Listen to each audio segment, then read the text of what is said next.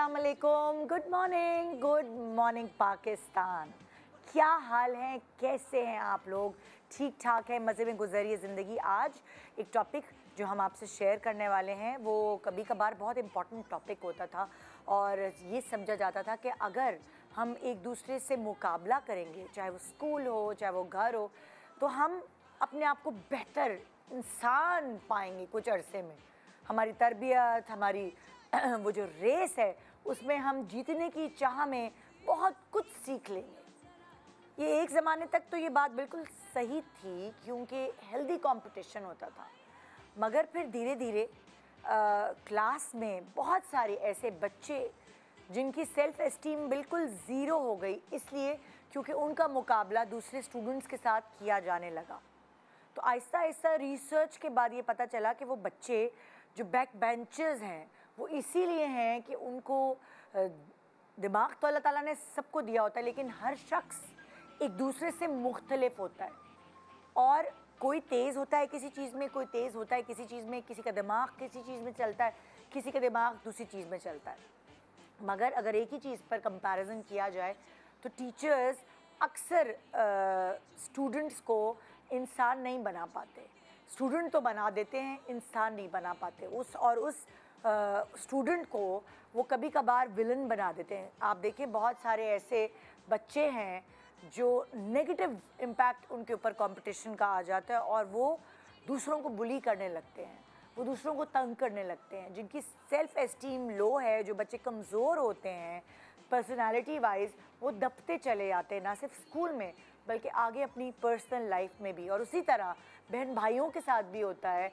आपस में वो सिबलिंग्स जो माँ बाप के मरने के बाद भी देर तक साथ रहते हैं, वो सिबलिंग्स जो एक ही कोख से जन्म लिए होते हैं, वो कभी कभार एक दूसरे के दुश्मन बन जाते हैं, सिर्फ इसलिए कि कंपैरिजन उनका हेल्दी नहीं हो रहा होता, उनका मुकाबला हेल्दी नहीं होता, जिसकी वजह से बहुत सारे बड़े बड़े जो किस्से कहानियाँ हैं वो बहन भाइयों के सुनने में आ रहे होते हैं कि जायदाद की खातिर और इस चीज़ की खातिर, मुकाबले की खातिर ये हो गया, वो हो गया, एक दूसरे का कत्ल कर दिया, यहाँ तक बात पहुँच जाती है। फिर ये चीज़ ख़त्म नहीं होती ज़िंदगी में। आप ससुराल जाती हैं, वहाँ पे भी सबको पता होता है कि ये इसकी दुखती रख क्या है। देवरानी जेठानी के बीच में कंपैरिजन शुरू कर दिया जाता है, वो वाली बहू ऐसी है, वो वाली बहू ऐसी है। नंदों के साथ मुकाबलेबाजी शुरू हो जाती है और इस चक्कर में वो एक प्यारा रिलेशनशिप, जो हर एक रिलेशनशिप की अपने अपने अच्छाई और बुराई होती है, वो सारी बुराई में तब्दील हो जाती है। सो आज बेसिकली हम आपको इसी बारे में थोड़ा बहुत कुछ टिप्स देने वाले हैं, थोड़ा बहुत कुछ समझाने वाले हैं कि अगर मुकाबला हो भी तो वो कैसा होना चाहिए और क्या मुकाबला करना ज़रूरी भी है कि नहीं, या एक अच्छी पर्सनालिटी की औलाद को परवान चढ़ाना, एक काइंड, जेंटल, प्यार करने वाली दुनिया से, बजाय इसके कि हम एक कंपटीशन से भरपूर या एक कंपेटिटिव दौर में एक ऐसा और बच्चा पाल के भेज दें जो फिर इसी मुकाबले में लग पड़े, या एक सोल काइंड, एक ऐसा सोल, एक ऐसी काइंड औलाद को परवान चढ़ाएं जो इस दुनिया की फ़िक्र करे, क्योंकि इस दुनिया की फ़िक्र करने वाले लोग बहुत कम होते जा रहे हैं। तो एक छोटे से ब्रेक के बाद रहिए हमारे साथ एक बहुत ही अच्छे टॉपिक का पार्ट बनने के लिए। Good morning Pakistan.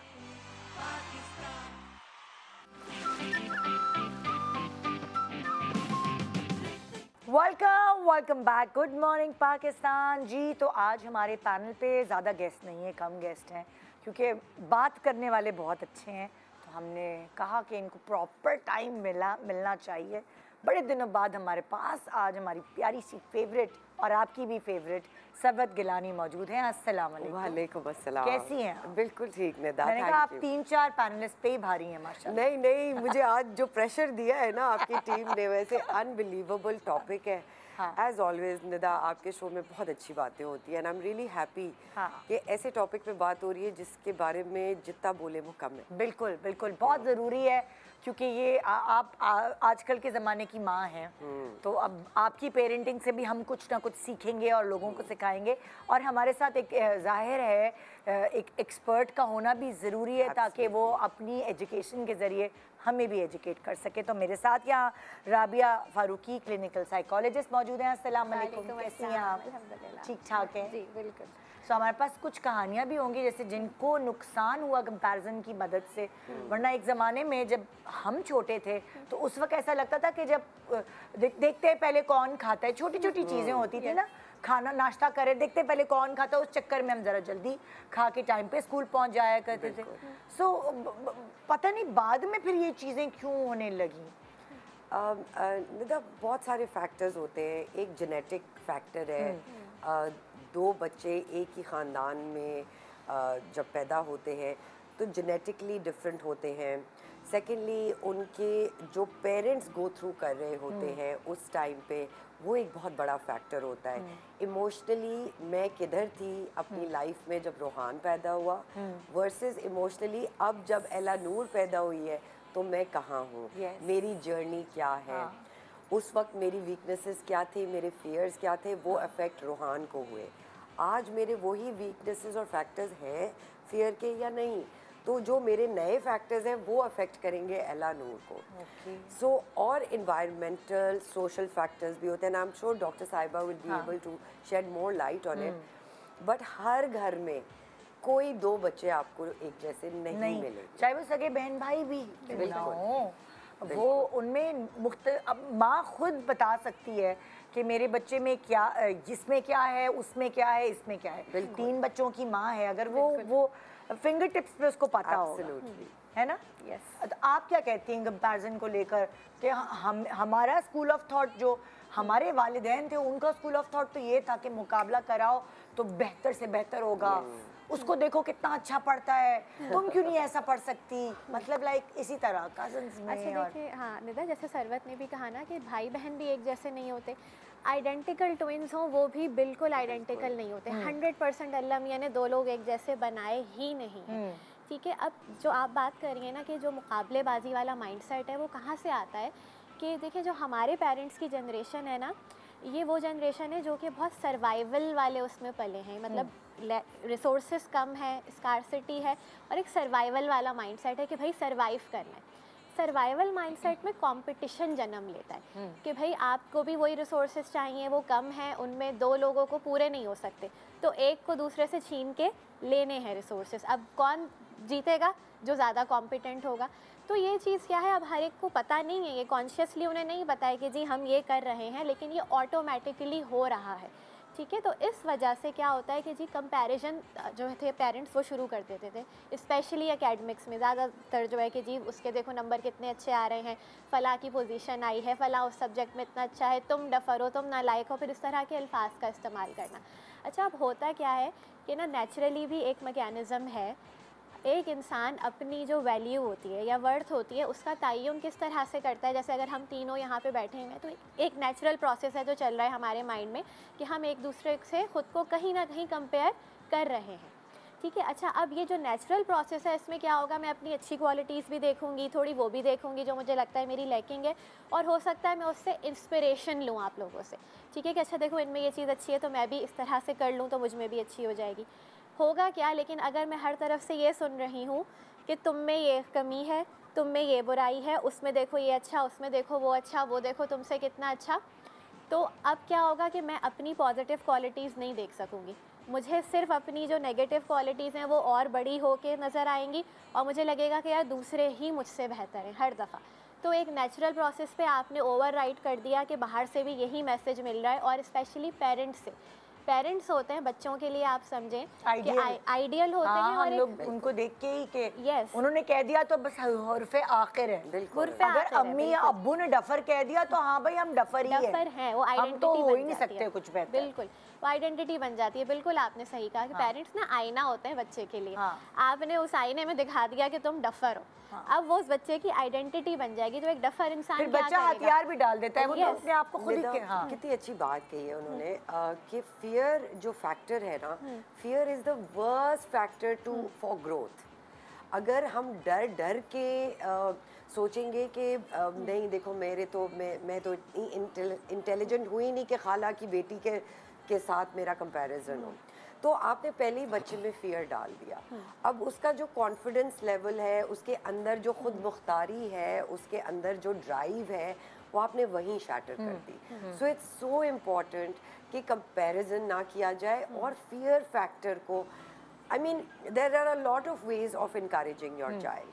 अब मैं जैसे कहती हूँ, मुझे तुम 7 बुक्स पढ़ के दोगे तो तुम्हें ये गेम मिलेगा, तो उसमें क्या हो रहा है, वो इनकरेज भी हो रहा है और उसको मैं कंपेयर नहीं करी, और सेकेंडली मैं उसको फेलियर की तरफ नहीं करी कि तुमने तो करना ही नहीं है, तुम तो कर ही नहीं सकते, इनाम मिलेगा नहीं। एंड वोकैबुलरी, आप अपने बच्चे के साथ वोकैबुलरी क्या इस्तेमाल कर रहे हैं? क्या मैं उससे कह रही हूँ तुम नहीं करो ये, या मैं उससे कहूँ वो देखो वो कर सकते हो तुम? सो इट्स वेरी इंपॉर्टेंट कि आप जो वो नहीं कर रहा उस पर फोकस ना करें, जहाँ उसको पहुँचना है, जहाँ आप उसको देखना चाहते हैं, आप वो वोकैबुलरी इस्तेमाल करें। तो जैसे डॉक्टर साहिबा ने कहा कि कंपैरिजन इसलिए होता है कि आप फियर डाल देते हैं कि भाई तुम तो कभी ग्रो ही नहीं कर सकोगे, तुम तो कभी बेहतर ही नहीं हो सकोगे, राइट? यस, एग्जैक्टली यही होता है कि अब वो फियर इतना ओवरपावरिंग हो जाता है कि कॉन्फिडेंस नहीं आप में डेवलप हो सकता, आप खुद को कुछ समझते ही नहीं है, आप हर वक्त एक जहन में एक आवाज़ रहती है कि मैं तो नहीं कर सकती, मुझे तो ये नहीं आता, मुझसे गलती हो गई तो क्या होगा। गलती के बगैर इंसान नहीं सीख सकता। अब गलती को हैंडल कैसे करना है, ये पेरेंट्स का एटीट्यूड होता है कि बच्चे ने अगर कोई गलती की, अच्छा बच्चा गलती करेगा, पेरेंट्स की तरफ देखेगा, आप कुछ उन्हें ना कहें। कुछ पेरेंट्स होते हैं जो बड़े ही मतलब एकदम से क्रिटिसाइज करते हैं, कुछ होते हैं जो स्पेशली फादर्स होते हैं। बहुत सारे घरों में देखा गया है कि फादर्स जो हैं वो बहुत क्रिटिसाइज करते हैं और उसके बाद वो बच्चे के सामने ही अपनी बीवी को बोल रहे होते हैं कि ये सिखाया तुमने, ये सिखाया तुमने। तो वो बच्चा ये भी सोचने लगता है कि कुछ गलत मैं करता हूँ या करती हूँ तो सारा तो इल्ज़ाम मेरी अम्मा के ऊपर आ जाता है, और वो फिर और डर जाता है कि अब मैंने गलत किया तो मैं तो सुन लूँगा मगर मेरी माँ को भी सुननी पड़ेगी। And eight the same time Nida, आप ये नोट करेंगी कि जब बच्चे माँ बाप की रिलेशनशिप को स्ट्रॉन्ग नहीं देखते, एक इनसिक्योरिटी उनमें आती है, and that's exactly how they will treat the mother when the father is not there. तो जब वो डांट वाट के घर से चले जाते हैं जॉब पे, तो बच्चों का जो बुरा एटीट्यूड है या डिमीनिंग एटीट्यूड है, वो उसी को रिफ्लेक्ट करता है जैसे फादर अपनी बीवी को ट्रीट करते हैं। तो आहिस्ता आहिस्ता माँ को वैसे ही ट्रीट करते हैं। अम्मा पे ही सब ब्लेम है, क्योंकि बाप भी ब्लेम कर रहा है, सोसाइटी भी माँ को ब्लेम कर रही है, तो इवेंचुअली बच्चा यही देखते हुए ग्रो करता है कि माँ इज द ब्लेमिंग फैक्टर। अच्छा, मेरे पास कुछ लोग ऐसे हैं जिनकी जिंदगी में उनका मुकाबला किया गया और वो बजाय पॉजिटिव के वो नेगेटिविटी की तरफ चला। जी, मेरे साथ मारिया है इस वक्त, फारिया जी, अस्सलाम वालेकुम। अस्सलाम वालेकुम निदा, कैसी हैं आप? जी अल्लाह का शुक्र। जी फारिया, क्या आप बताना चाहेंगी? मेरी अम्मी ना हमेशा मेरा मुकाबला करती रहती है मेरी खाला की बेटी से। अच्छा। वो कहती हैं कि वो पढ़ाई में अच्छी है, और ये बात है कि वो पढ़ाई में बहुत अच्छी है, मैं पढ़ाई में कम हूँ। अच्छा। जब हमारे किसी के भी इवेंट हो, शादी वगैरह पर हो, तो वो मेरी कज़न हमेशा अपनी बुक्स साथ में लेके आती है, तो इवेंट के टाइम भी वो पढ़ती रहती है। अच्छा। तो अब वो सारे ख़ानदान वाले देखते हैं और सबकी तवज्जो उसके ऊपर हो जाती है कि वो कितनी अच्छी है पढ़ने में, देखो तो उसे इवेंट है लेकिन वो अपनी स्टडी को कंटिन्यू कर रही है ताकि मेरे ग्रेड्स कम ना आए। हाँ। और जब हम लोग घर आते हैं तो अम्मी ना मुझ पे बरस पड़ती हैं, कहती हैं तुम्हें दिखता नहीं है, वो इवेंट में पढ़ रही है, तुम क्यों नहीं पढ़ सकती? जो वो कर सकती है वो तुम क्यों नहीं कर सकती? तो हर बात पर ना मेरी अम्मी उससे मुझे कंपेयर करती रहती हैं और मैं बहुत तंग आ गई अपनी लाइफ से। मुझे समझ नहीं आता मैं करूं क्या। अब मेरी कज़न है उसके साथ बॉन्डिंग बिल्कुल ख़राब हो गई है और मुझे वो अपनी दुश्मन लगती है, और कभी कभी मेरा दिल करता है कि मैं अपना घर छोड़ के ना कहीं दूर चली जाऊँ। मुझे समझ नहीं आ रहा मैं करूँ क्या। मैं तो कह रही हूँ खाला की बेटी की जल्दी से शादी करा बिजी हो जाएंगी। अच्छा, आप नोट करें हर खानदान में कोई एक ऐसा दिखावे वाला जरूर, पढ़ाई तो अच्छे करता होगा लेकिन फिर भी एक नर्ड जरूर होता है कि सबको जो है सबकी तारीफें बड़ों की वो उसको वसूल करना आती है, उसको अटेंशन एग्जैक्टली। तो व्हेन अ चाइल्ड नोज कि एक दफ़ा मेरा कोई एक्सपेरिमेंट काम आ गया, जैसे वो एक इवेंट पे गई होंगी, उनकी वाह वाह हुई होगी, उन्होंने कहा अब हर बार मुझे वाह वाह के लिए इस तरह के शोशे छोड़ने पड़ेंगे। अगेन पेरेंट्स का सबसे बड़ा ये रिस्पॉन्सिबिलिटी है कि अगर आप देखिए जैसे अ लॉट ऑफ टाइम्स अभी रोहान के ग्रेड 4 में पहली दफ़ा एग्ज़ाम्स है। अच्छा। और उसने अपने ऊपर ये लिया हुआ है कि मुझे ऑनर रोल में आना है, मुझे honour roll, I have to do the best. तो मैंने रोहान से कहा और फहद ने भी कहा कि बेटा we don't want you on the honour roll, तुम अपने से बढ़ के नहीं मेहनत करो, लेकिन तुम्हारी जो कैपेसिटी है उसको तुम फुलफिल करो, try your best shot, give it your best shot, कि तुम्हें ना लगे कि तुमने कुछ कमी छोड़ दी है। पेरेंट्स को बहुत ज़रूरी है ये कहना कि अगर तुम फेल हो जाते हो it's okay, I will still love you like my son. अगर तुम टेंट्रम थ्रो कर रहे हो मैं फिर भी तुम्हें प्यार करूंगी, तुम्हारा गुड डे होगा मैं प्यार करूंगी, तुम्हारा बैड डे होगा तो भी मैं प्यार करूंगी। वो सेंस ऑफ अचीवमेंट, वो सेंस ऑफ सिक्योरिटी, वो सब तभी आती है जब उनको पता होता है कि हमने कुछ गलत किया, हमारे माँ बाप हमें डिसोन नहीं करेंगे। That's such a huge factor. जब अब जैसे इनकी अम्मी खाला की बेटी से कंपेयर कर रही हैं तो क्या हो रहा है, इनका दिल कर रहा है ये घर छोड़ के भाग जाए, क्योंकि इनको लग रहा है कि कोई इनकी बात नहीं सुन रहा, कोई इनको अंडरस्टैंड नहीं कर रहा। इनके क्या हर्डल्स हैं किसी ने नहीं पूछा, अम्मा ने नहीं पूछा कि भाई वो उसको बुक्स पढ़ना पसंद है, क्यों पसंद होगा, क्योंकि उनकी अम्मा ने बैठ के बुक्स पढ़ी होंगी उनके साथ। तो अ लॉट ऑफ टाइम्स माँ बाप ये भी भूल जाते हैं कि अगर आप चाहते हैं कि आपके बच्चे बुक्स पढ़े तो क्या आपने बैठ के उनके साथ बुक्स पढ़ी, क्या उन्होंने आपको पढ़ते हुए देखा, क्या उन्होंने आपको क्या पढ़ते उनके हुए घर का वो माहौल है। एग्जैक्टली बहुत ऐसा होता है, बिल्कुल सही कह रही हैं। सो अब आपके जो कहने का मकसद है, जो आपने रोहान को समझाया, आपने और फहद ने मिलकर वो ये समझाया कि जो एक रेस लगी होती थी ना, तुमने फर्स्ट आना है, तुमने फर्स्ट आना है, और उसकी बच्चे की पर्सनालिटी क्रश कर देते थे ये बस सिर्फ नंबर्स लाने के लिए। तो आपने उसको ये कहा कि तुम अपने कैपेसिटी में रहते हुए जितनी तुम कर सकते हो बेस्ट करो, लेकिन उससे ऊपर जाने की कोशिश नहीं करो कि तुम और अपने आप को नुकसान पहुंचा लो। बच्चे क्या करते हैं, खाते पीते सोते नहीं है, जब एग्जाम्स होते हैं आजकल डिप्रेशन है, सुसाइडल थॉट्स आती हैं बच्चों को, बुलिंग है।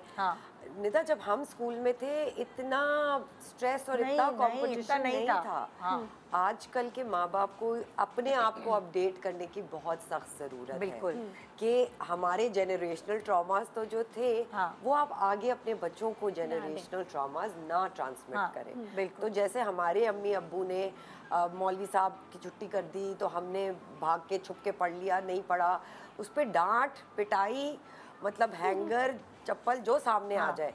आजकल के बच्चों को आप ये नहीं कर सकते। हम उस तरह पाल ही नहीं सकते जिस तरह हमें पाला गया है। तो हर जेनरेशन का एक अलग सिस्टम है, एक अलग तरीका है, एंड हर माँ बाप को वो ज़रूरी है कि अपने आप को पहले अपग्रेड करें। A lot of times Nida मुझे I remember, I don't know अगर आपको याद हो, मैं कोविड के ज़माने में आर्ट क्लासेस करती थी, राइट? तो उन आर्ट क्लासेस में कोई एडिटिंग नहीं होती थी और बहुत दफ़ा कुछ अजीब व गरीब बात हो जाती थी। तो मुझे माँ बाप पूछते थे आप इनको डांटती नहीं है, आप कैमरा बंद होता है तो पिटाई करती हैं। That's not how it should be done. हम अ लॉट ऑफ टाइम्स कहते हैं बच्चों को बड़ों से बात करने की तमीज़ आनी चाहिए। एक्चुअली बड़ों को भी बच्चों से बात करने की तमीज़ आनी चाहिए। एग्जैक्टली, उनकी भी इज्जत होती है। क्या इज्जत है उनके लिए, क्या आप वोकैबुलरी इस्तेमाल करें, हम ये क्यों भूल जाते हैं? अच्छा देखो, एक ज़माना ये था कि माँ बाप जो हैं वो सब पूरी महफिल बैठी होती थी, वहीं पर बीच में डांट दिया, क्या कर रहे हो ये वो। लेकिन अब हम ऐसा नहीं कर सकते बच्चों को, सबके सामने अगर हम बच्चों को कुछ कहते हैं तो बच्चे बेइज्जती फील करते हैं, वो इंसल्ट अपनी फील करते हैं कि उनकी इंसल्ट की जा रही है।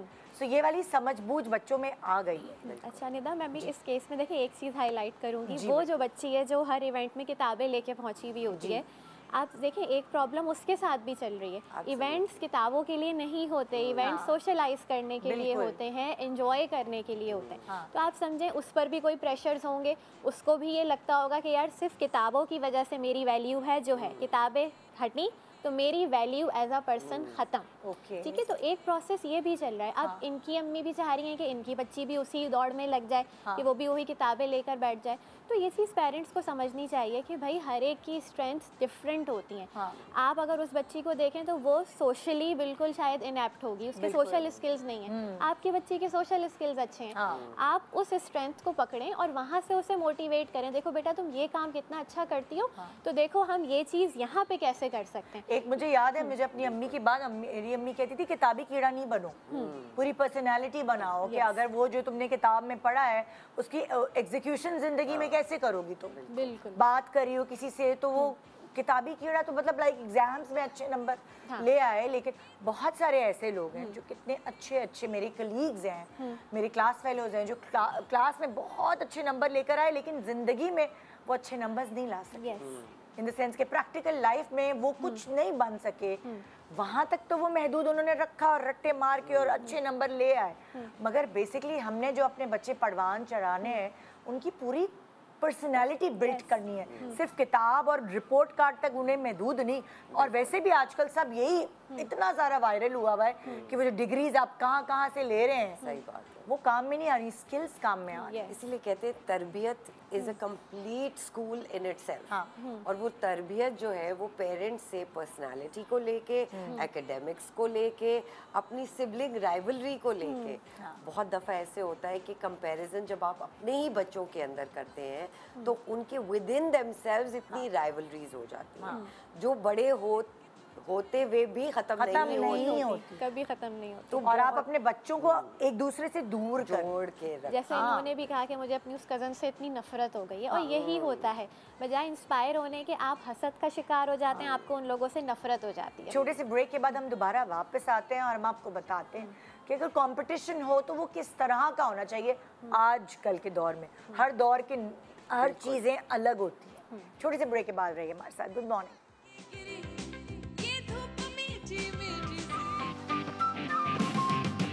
Welcome back. Good morning Pakistan. आज हम बात कर रहे हैं कंपटीशन के ऊपर जो हम दरमियान करते हैं बहन भाई के, कज़न्स के, ससुराली रिश्तेदारों के, और उसके बाद फिर वो रिश्ते इतने ज़्यादा ख़राब हो जाते हैं आपस में, उनकी बीच में ना मोहब्बत रहती है ना प्यार रहता है, बल्कि एक जेलसी, एक हसद, एक बोझ सबके दिलों में आ जाता है एक दूसरे के लिए। और तभी बहुत सारे लोग आपस में इस तरह अलग होते जा रहे हैं। अब वो कुछ 4 फैमिली मेम्बर्स की एक फैमिली रह गई है। वो ख़ानदान वाला जो सिस्टम एक वो होता था वो आहिस्ता आहिस्ता आहिस्ता आहिस्ता ख़त्म होता जा रहा है। सो हमने अभी पिछले सेगमेंट में बात की एक लड़की के ऊपर जो अपनी कज़न के साथ जिनका कंपैरिजन हो रहा था। अब हम दूसरी की तरफ चलते हैं। मेरे साथ इस वक्त कौन है? अहमद। अस्सलाम वालेकुम अहमद। वालेकुम सलाम। जी अहमद, क्या आप कहना चाहेंगे? जी, मेरा सबसे बड़ा मसला ये है कि मैं कम कमाता हूँ। अच्छा। जिस बात का एहसास मेरे अब्बू मुझे रोज़ करवाते हैं कि तू कमाता क्या है, अपने बड़े भाई को देख वो कितना कमाता है। Oh my God. बोलते हैं कि जब वो बड़ा भाई तुम्हारी एज में था वो तुमसे भी ज़्यादा कमाता था। तो फिर उससे हो क्या रहा है आपके साथ? मुझे इस बात का मतलब बहुत परेशानी होती है ये ताने सुन सुन कर कि मैं कमाता क्या हूँ। अब जो है ना, मैं घर वालों के साथ बैठना भी बंद कर दिया है मैंने। इस वजह से मैं जॉब से आकर जो है दोस्तों में निकल जाता हूँ ताकि अब्बू जब सो जाएं तब वापसी आऊँ, ताकि उनका मेरा सामना ना हो। सही, ठीक है। ये जो इनकी ज़िंदगी की कहानी है, ये बहुत सारे लड़कों की ज़िंदगी की कहानी है। बिल्कुल। जो आपस में माँ बाप यही कहते हैं ना, बैठता क्यों नहीं हमारे बीच में, तो शायद उसकी यही वजह हो कि वो इतना सुनाते होंगे कि जब वो बैठे, अगर वो बैठेगा तो आप बार बार उससे उसकी महरूमी का एहसास दिलाएंगे। तो वो ऐसे कोई भी इंसान नहीं बैठना चाहेगा ऐसे लोगों के साथ जो बार बार उनकी बुराई उनके सामने हाईलाइट करें। अब जैसे अब इनका प्रॉब्लम है तो इसका बड़ा एक प्रैक्टिकल सोल्यूशन है कि आप फाइंड आउट करें कि अगर इनकम में इशू है तो वो किस वजह से है, वो कहाँ से आ रहा है और उसका सोल्यूशन क्या हो सकता है। वो अपनी इनकम एक शख्स कैसे इंक्रीज़ कर सकता है, बजाय इसके कि आप उसको ये बताते रहें कि देखो वो कितना कमा रहा है, उसने उस उम्र में ये कर लिया, उससे हो कुछ भी नहीं रहा। मैंने बहुत सारे पेरेंट्स को देखा है जो बच्चा कम कमाता है फॉर एग्जांपल, तो वो उसको इस तरह पॉजिटिवली लेते हैं कि लाइक उस बच्चे की शादी उन्होंने खुद करा दी, मतलब वो उसको सपोर्ट करते हैं। हमेशा कुछ पेरेंट्स ऐसे हैं जो उस बच्चे को जो वीक है किसी भी तौर पर वो ज़्यादा सपोर्ट, मैंने तो अपने इर्द गिर्द ऐसे लोगों को देखा है माँ बाप को, वो उस वीक बच्चे को ज़्यादा सपोर्ट कर देते हैं। और फिर ये कि देखिए आप फाइंड आउट तो करें ना। अच्छा, अगर ये कम कमा रहे हैं तो भाई कम उनकी अपनी ज़रूरतें कितनी हैं, पहले तो आप ये देखें, उसके हिसाब से भी बहुत कम है। और अगर कम है तो उसमें किया क्या जा सकता है, बहुत कुछ होगा अगर आप सब मिल के बैठें और उस प्रॉब्लम को सॉल्व करने की कोशिश करें तो उसका सोल्यूशन निकलेगा। तानों से क्या हो रहा है कि वो अपने बड़े भाई से कितना मुतनफ़िर हो रहे होंगे, फिर ओवरऑल फैमिली से वो दूर होते जा रहे हैं और मसला उनका वहीं का वहीं खड़ा है। अब वही ना, आप उनकी आइडेंटिटी बना रहे हैं निकम्मे की, तो एक निकम्मा शख्स क्या करेगा? निकम्मे का काम है कि वो या तो नहीं कमाएगा या फिर कम कमाएगा, वो उसकी आइडेंटिटी से मिलता जुलता बिहेवियर है। आप उनको इनकरेज करें कि बेटा देखो देखो किस तरह से और ज़्यादा हो सकता है, चलो सब मिलकर कोशिश करते हैं, और नहीं हो सकता तो भाई आप सपोर्टिव रोल लें। तो ये चीज़ें हमारे यहाँ ना लोग नहीं सोचते कि भाई प्रॉब्लम को हल करें, बजाय इसके कि आप सिर्फ उसको एहसास दिलाते रहें कि ये मसला है मसला है मसला और है। हर कोई बराबर तो नहीं कमा सकता ना, ऐसा तो होता ही है घर में, कोई ज़्यादा कमाएगा कोई कम। और निदा इधर ये देखना बहुत ज़रूरी है कि एक हेड ऑफ़ द फैमिली होती है या मैन ऑफ़ द हाउस होता है, उसकी क्या रिस्पॉन्सिबिलिटी है कि वो अपनी फैमिली को किस तरह जोड़ के चलेगा। अब यहाँ पे अहमद ने जिस तरह कहा कि उनके वालिद बहुत वोकल है उनका कंपैरिजन लेके भाई के साथ, और उनको बहुत डिमीनिंग फील होता है। As a father he is not doing justice to his role, क्योंकि फादर का मतलब ये सिर्फ नहीं है कि आपने फाइनेंशियली अपने बच्चों को प्रोवाइड किया तो आप अच्छे फादर हैं।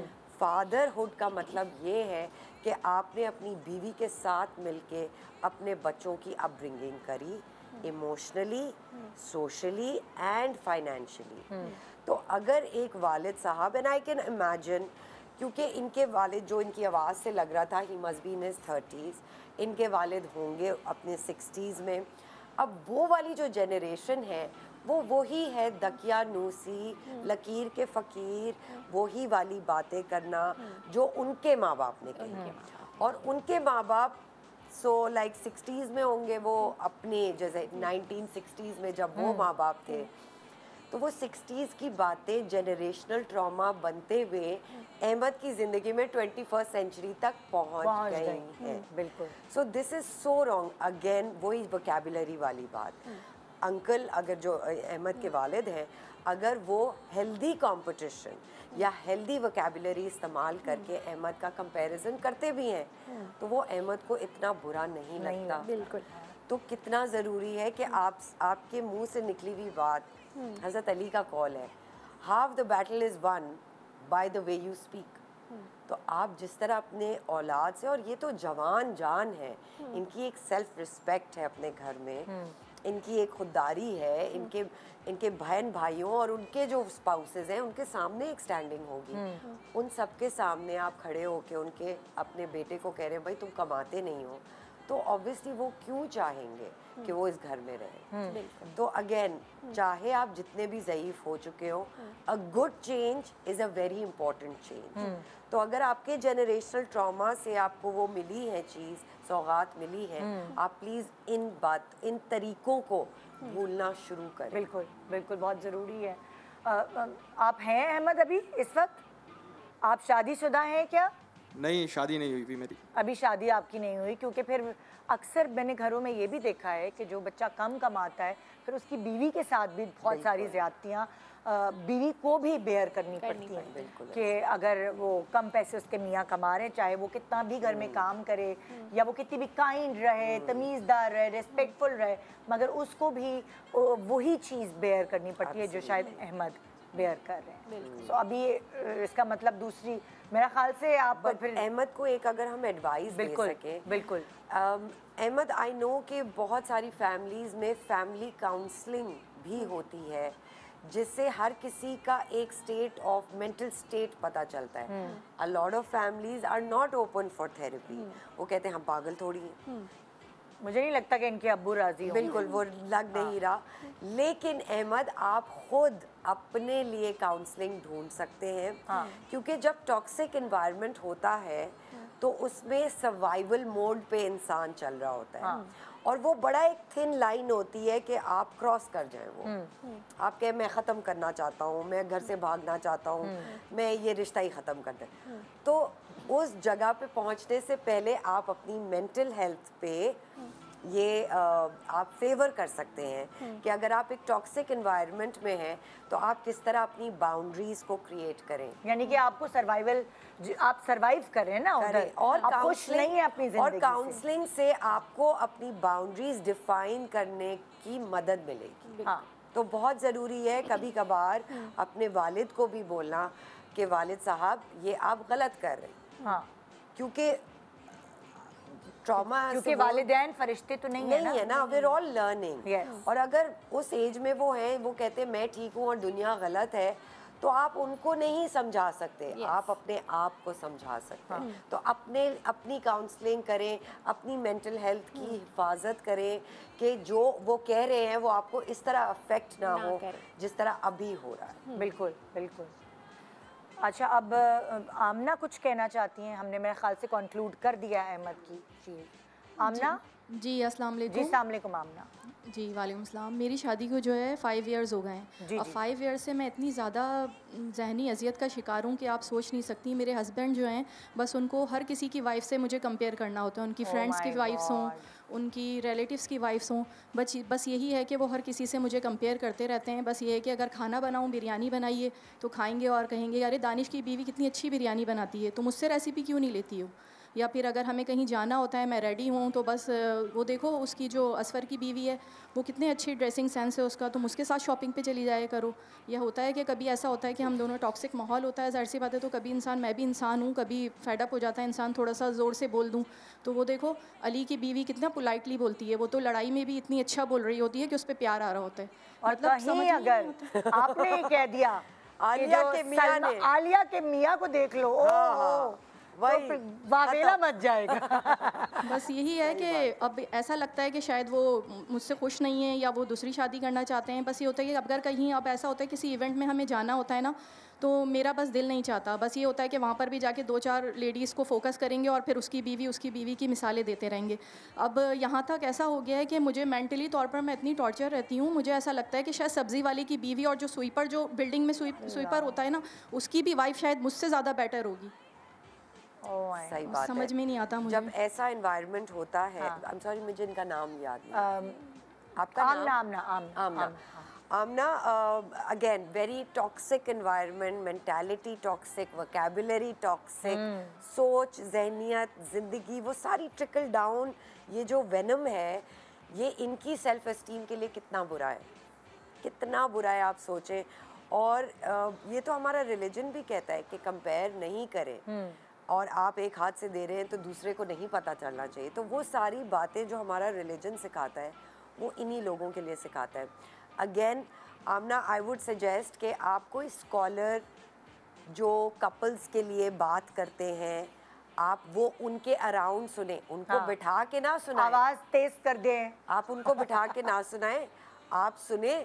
और ये जितनी भी ख़वातीन जिनके वो नाम लेते हैं उनसे भी शेयर करें, ताकि एक एज अ कम्युनिटी आप ये नहीं बताएं कि भाई ये मैं अपने मियाँ के लिए कर रही हूँ, बट अगर आप घर में वो बात लगाती हैं और अगर उनके अंदर थोड़ी सी भी सेल्फ कॉन्शियस हैं वो, तो वो ये बात सुनेंगे ज़रूर। Because a lot of times Nida क्या होता है, मैं अपने मियाँ को कहूँगी उसको नहीं अच्छा लगेगा, उसकी अम्मी उसको कहेंगी उसको नहीं अच्छा लगेगा, वो किसी थर्ड पर्सन से सुनेगा ना, तो वो उसको बात समझ भी आएगी और उसकी दिमाग में वो बैठेगी। अच्छा, दूसरी एक और बात है, क्या आपने कभी अपने हस्बैंड को ये बताया कि आपको ये बात खटकती है जब वो आपका कंपैरिजन करते हैं?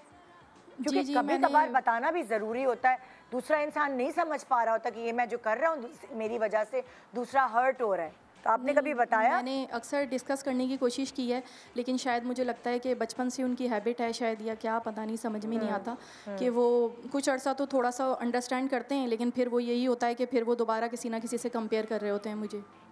तो बस आप भी, मैं तो कह रही हूँ 1-2 दफ़ा आमना आप भी कंपेयर कर ही दें, मुझे लगता है ऐसे लोगों को फिर इसी तरह सीधा कर नो कि कैसा फील होता है ना। देखिए यहाँ पे ना, अच्छा देखिए निदा, जैसे हम अभी पेरेंट्स की बात कर रहे हैं ना, तो पेरेंट्स में ज़रूरी नहीं है कि वो कंट्रोलिंग बिहेवियर हो, उनका फियर होता है, वो डरते हैं कि भाई कोई और रेस में आगे निकल जाएगा, वही फियर वो अपने बच्चों में डाल देते हैं।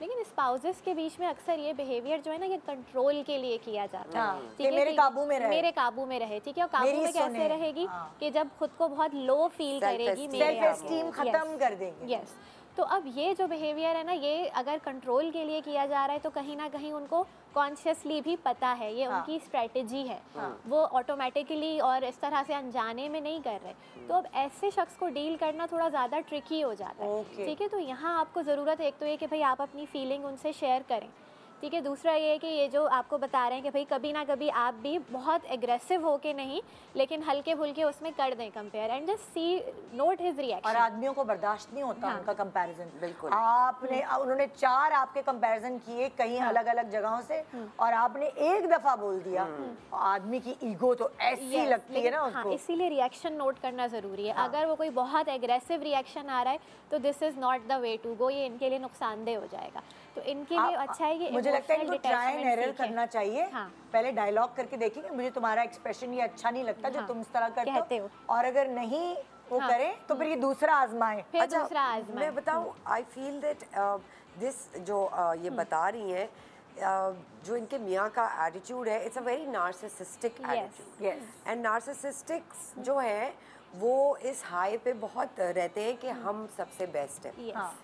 तो अगला जो उनका स्पाउस है या पार्टनर है या जो भी फैमिली में और लोग हैं, वो उनकी उस लेवल को मैच नहीं कर सकते। सो अगर इनकी वो अंडरस्टैंडिंग है कि मेरी बीवी है, hero syndrome is a word which is very important, और ये हर खातून को पता होना चाहिए। क्या है ये हीरो सिंड्रोम? निदा होता है जब एक मेल आदमी को ये फीलिंग कराई जाए कि मैं हीरो हूँ, मैंने तुम्हें सेव किया, I am the saviour.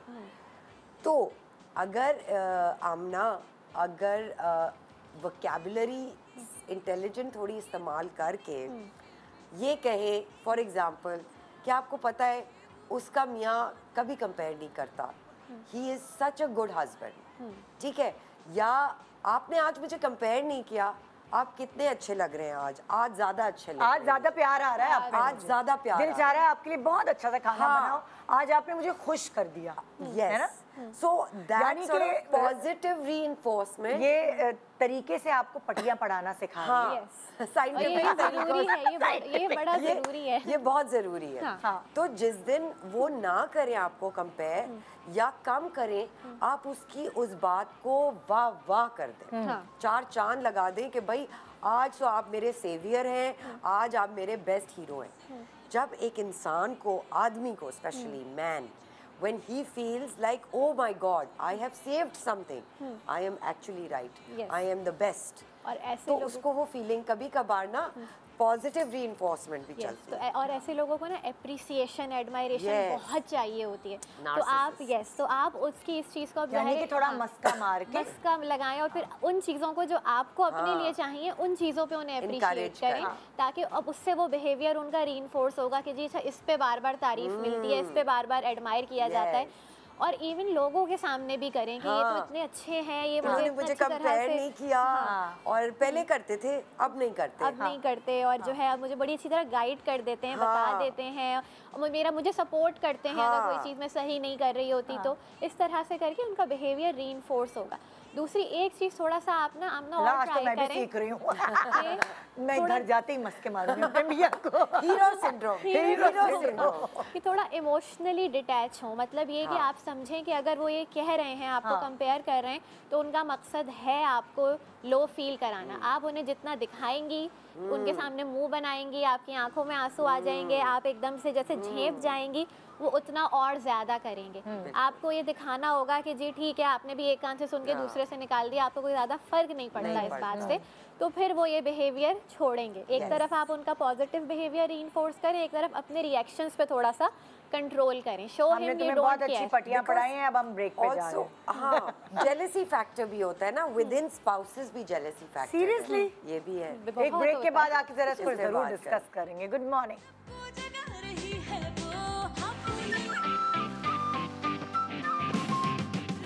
Welcome back. Good morning Pakistan. So हमारा जो पिछला वाला था, कोई वो रह गया था पॉइंट, आमना स्पाउस आपस में जेलस होते हैं, तुम एक ये वो देते हुए गई हेडलाइन। बहुत ज़रूरी है ये अंडरस्टैंड करना कि ह्यूमन साइकी जो है वो उससे नहीं है कि आप मर्द हैं तो आपके अंदर जेलसी नहीं होगी। Human psyche is normal for everyone.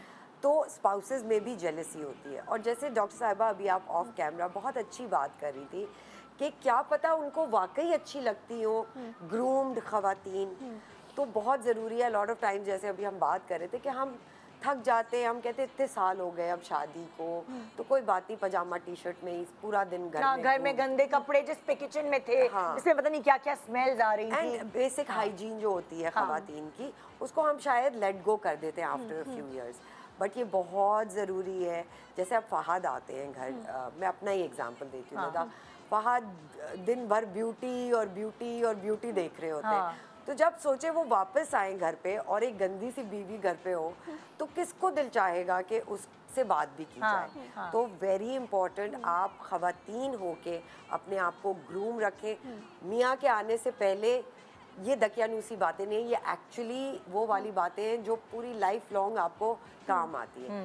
तैयार हो, अपने ज़रा ढंग के कपड़े पहने, थोड़ा काजल लगा ले, थोड़ी लिपस्टिक लगा ले, थोड़ी अच्छी प्रेजेंटेबल हो जाए कि विजुअल प्लेजर मियाँ के लिए आप ही बरकरार रखें। एंड नॉट जस्ट मियाँ, आपके बच्चे भी डिज़र्व करते हैं कि एक ग्रूम्ड माँ को स्कूल में देखना, एक ग्रूम्ड माँ को घर में देखना। तो अपने ऊपर भी मेहनत करें।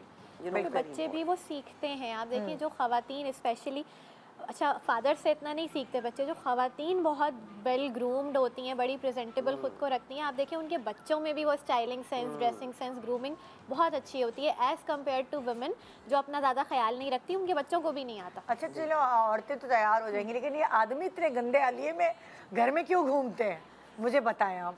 ये बहुत मुश्किल टास्क है। A lot of times I have to ask Fahad कि प्लीज़, इतने सारे लोग हैं घर में, you know, पर वो कहते मेरा घर है, मुझे करने दो। तो अब मैं क्या करती हूँ, ये उन्हीं की खाला ने मुझे बताया और बड़ी अच्छी टिप थी। उन्होंने कहा देखो तुम्हें ना इन्वायरमेंट ऐसा क्रिएट करना होगा, तो तुम अगर उसको कॉन्स्टेंटली कहती रहोगी ये चेंज कर लें, ये चेंज कर लें, तुम कौन नहीं, तुम ला के रख दो वहाँ। तो जब ला के रखोगी वो विजुअली अपीलिंग होगा, वो खुद ही। And I kid you not Nida, it has worked. मैं ना फहद को नहीं अब कहती, फहद के कपड़े ला के वहीं टंगा देती हूँ, जब वो खुद ही वॉशरूम जाएं या whatever to freshen up, he will see those clothes and wear them. Because लोग, मर्दों को लॉजिक समझ आता है, कंपैशन और फीलिंग्स नहीं समझ आती, तो आप लॉजिक से उनके लिहाज से खेलें। And also very important book to read, Men are from Mars, women are from Venus. ये बहुत एक बाइबल की तरह है फॉर रिलेशनशिप्स। बहुत पुरानी बुक है, उसमें सालों साल डिफरेंट कवर्स आए हैं। इस वक्त आई डोंट नो उसका कवर क्या है, बट बहुत ज़रूरी है कि आप ये अंडरस्टैंड करें, चाहे आप रिलेशनशिप में हो, चाहे आप एक रिश्ता कायम करने जा रही हो, ये बुक ज़रूर पढ़ें ताकि आपको पता हो कि आपके आंसू जो हैं वो उनके दिल को नहीं भाएंगे, लेकिन जब आप लॉजिक से बात करेंगी तो वो उनके दिल को भाएगा। तो इसमें ये बात नहीं है कि वो आपसे मोहब्बत नहीं करते, because women are emotional beings, men are logical beings. तो अगर वो आपके इमोशन को मैच नहीं करे, इसका मतलब ये नहीं कि वो आपसे प्यार नहीं करते। उनकी रीढ़ की हड्डी नहीं है ये, यू नो, उनकी रीढ़ की हड्डी डिफरेंट मटेरियल से बनी है, तो आप वो मटेरियल को पहले एक्सप्लोर करें। और मैं कहूँगी कि मर्द भी पढ़ें ताकि उन्हें भी समझ में आए कि भाई वो ख़वातीन किस चीज़ से बनी हुई है, उन्हें क्या समझना चाहिए। ख़वातीन की साइकी समझे, और कुछ आदमी समझते हैं जो हैप्पीली मैरिड है ना, वहाँ आदमी समझते हैं साइकी एक्चुअली। बिल्कुल जी। नेक्स्ट वजिया, अस्सलाम वालेकुम जी। वजिया ने कॉल किया एक्चुअली शो देखते देखते, और उनको लगा कि वो इसका पार्ट बन सकती है। जी वजिया, अस्सलाम वालेकुम। अस्सलाम वालेकुम। जी वजिया, आप क्या कहना चाहते हैं? मैं आज आपसे जो शेयर करना चाह रही हूँ उससे मुझे बहुत हर्ट भी हो रहा है कि मैं ये शेयर कर रही हूँ, लेकिन अनफॉर्चुनेटली करना ज़रूरी भी है। मैं जिनकी बात कर रही हूँ वो मेरी अपनी अम्मी है। मैं अपनी अम्मी के बारे में बात कर रही हूँ कि वो, मेरे बच्चे भी बहुत छोटे हैं। एक बेटा मेरा 3 साल का है, वो तो खैर ज़ाहिर है अभी इस एज में फील नहीं करता, लेकिन मैं बहुत फील करती हूँ। उसकी वजह ये है कि जाहिर है मैं और मेरे हस्बैंड, हम दोनों जो हैं वो बहुत ज़्यादा मतलब स्लिम स्मार्ट है, लेकिन बच्चा भी हमारा वैसा ही है। स्टार्टिंग में जब छोटा था तो वो थोड़ा सा हेल्दी था, लेकिन अब जाहिर है माँ बाप भी बच्चे जाते हैं। वो अब अम्मी जब देखो मेरे बच्चे को यही कहती हैं, ये तो इतना कमज़ोर है, ये तो बहुत कमज़ोर है। तो अपने भाई का बच्चा देखो, वो इससे छोटा है लेकिन इससे बड़ा लग रहा है, इतना हेल्दी है। ये बहुत होता है फैमिलीज, ये फैमिलीज में बहुत होता है, स्पेशली जब आप साथ रह रहे होते हैं अंडर वन रूफ, तब मतलब देवरानी जेठानी आपस में इतना ज्यादा उन्होंने मुझे कॉन्शियस कर दिया है कि ये तो बहुत दुबला पतला है, इस पे तो शलवार कमीज बिल्कुल सूट ही नहीं करती, तो बहुत ही मतलब इस पे बुरा लगता है, इसको नहीं पहनाया करो। अब ऐसा होता है कभी मेरा दिल करता भी है ना बच्चे को शलवार कमीज, यानी ईद के दिन पे पहले दिन चलो मैं अपने बच्चे को और बाप बेटा जो है वो एक जैसी शलवार कमीज पहने, पर मैं पहनाते पहनाते ना मुझे ये होता है कि यार फिर कोई ना कोई कुछ बोल देगा, मैं नहीं पहनाती। मतलब मैं अपना दिल मार रही होती हूँ कि ना चाहते हुए भी मेरे दिमाग में वो बात चल रही होती है। कभी खाने पीने पे, अब मेरी बेटी है वो 6 महीने की है, सिर्फ 6 महीने की बच्ची है, तो उस 6 महीने की बच्ची को भी ये कि ना इसका कलर थोड़ा सा दबा हुआ है, ये थोड़ी सांवली है, ये हमारी बड़ी नंद पे गई है 1 दफा 2 दफा 3 दफा, लेकिन हर दफा अगर यही बातें होती है ना तो मुझे बुरा लगता है। अब तो ये तो आपकी अम्मी आप खुद कह सकती हैं, तो वो तो अगर आपकी अम्मी है, सास नहीं है, तो अम्मी को तो बंदा सब कुछ कह सकता है। अम्मी निदा आप सही कह रही है, अम्मी को कह सकते हैं, लेकिन अम्मी को मैंने डायरेक्टली और इनडायरेक्टली कहा है, बहुत दफा बातों बातों में कहा है, लेकिन मसला ये है ना कि और बहनें भी हैं, अम्मी अपनी मतलब जिस दूसरी बेटी से अगर बात होती है तो कहीं ना कहीं अम्मी कहती है कि इसने बस ये कहा वो कहा, तो वो और बहनें भी जो है ना वो अम्मी को समझाने के बजाय अम्मी को थोड़ा सा और वो कर लेती हैं कि नहीं नहीं ये इसकी तो आदत ही ऐसी है, ये ऐसे बोलती है वैसे बोलती है, और चढ़ा देती है। तो बस फिर मैं ज़ाहिर माँ को छोड़ भी नहीं सकती। बिल्कुल। और बच्चों की वजह से जो है ना हम हस्बैंड वाइफ में भी बहुत ज्यादा झगड़े होने रहे, हमारे आपस में कोई झगड़े नहीं होते, लेकिन ये अम्मी के इस कंपैरिजन की वजह से जो है ना हमारे आपस में झगड़े होना शुरू हो जाते हैं, क्योंकि वहाँ पे अब मेरा बच्चा जो है, मैं पूरी कोशिश करती हूँ कि 3 साल का है और वो थोड़े मैनर्स में रहे, बीच में ना बोले, मैं बच्चों के सामने कोई ऐसी बात नहीं करती है, हस्बैंड वाइफ हम लोग भी बात करते हैं तो बच्चों को बीच में नहीं रखती। इसी तरह से अगर घर में कोई बड़ी बात हो जाए, अम्मी से बात हो, तो भी बच्चों को खेलने वगैरह में जो है बिजी करके वहाँ से हटा देती हूँ। अब भाई के बच्चे अगर बीच बीच में बोल रहे हैं या कोई बदतमीजी कर रहे हैं तो उनको अप्रिशिएट किया जाता है, अरे अरे देखो ये कितने होशियार है, इतने समझदार है, हालांकि वो बदतमीजी होती है लेकिन उनको अप्रिशिएट किया जाता है। और मेरे बच्चे को बार बार ये तो भोंगू है, ये तो बोलता ही नहीं है, ये तो डफर है, इस तरह से वो मुझे बहुत फील होता है, मुझे समझ नहीं आता मैं क्या करूँ। ज़ाहिर है हम अपनी फैमिलीज को छोड़ भी नहीं सकते, और ये सब ये बहुत ज़्यादा रिलेटेबल है, बहुत ख़ानदानों में ऐसा होता है। प्रैक्टिकल टिप्स दूंगी इस पे, बहुत उसमें थ्योरी में जाए बगैर। देखिए सबसे पहले तो एक चीज़ आप ये करें, आई अंडरस्टैंड मुश्किल है बहुत, लेकिन आप भी थोड़ा सा ना अपने थॉट्स को रीफ्रेम करें। आपकी अम्मी अगर कह रही हैं, डोंट थिंक कि जी वो उन्हें मुझसे कोई मसला है या वो जो है मेरी दुश्मनी में कह रही हैं, नहीं, आपकी वालदा हैं, वो फ़िक्र में कह रही हैं। अच्छा, अब उस फिक्र को कम्युनिकेट करने का अंदाज उनका बड़ा अजीब सा है, टॉक्सिक है, जिससे तकलीफ हो रही है, लेकिन वो कह कंसर्न में ही रही हैं। आप ये सोचेंगी तो आपको उनके लिए भी एम्पैथी डेवलप होगी, ठीक है। फिर दूसरी चीज़ ये कि देखें, आप अपने बच्चों की प्रोटेक्टर हैं, आपकी वालदा नहीं है, ठीक है। वो जो उन्होंने सीखा है, जो उनका ट्रॉमा है, वो उसी को आगे पास ऑन करेंगे। आपको चाहिए कि आप बाउंड्री बनाएं।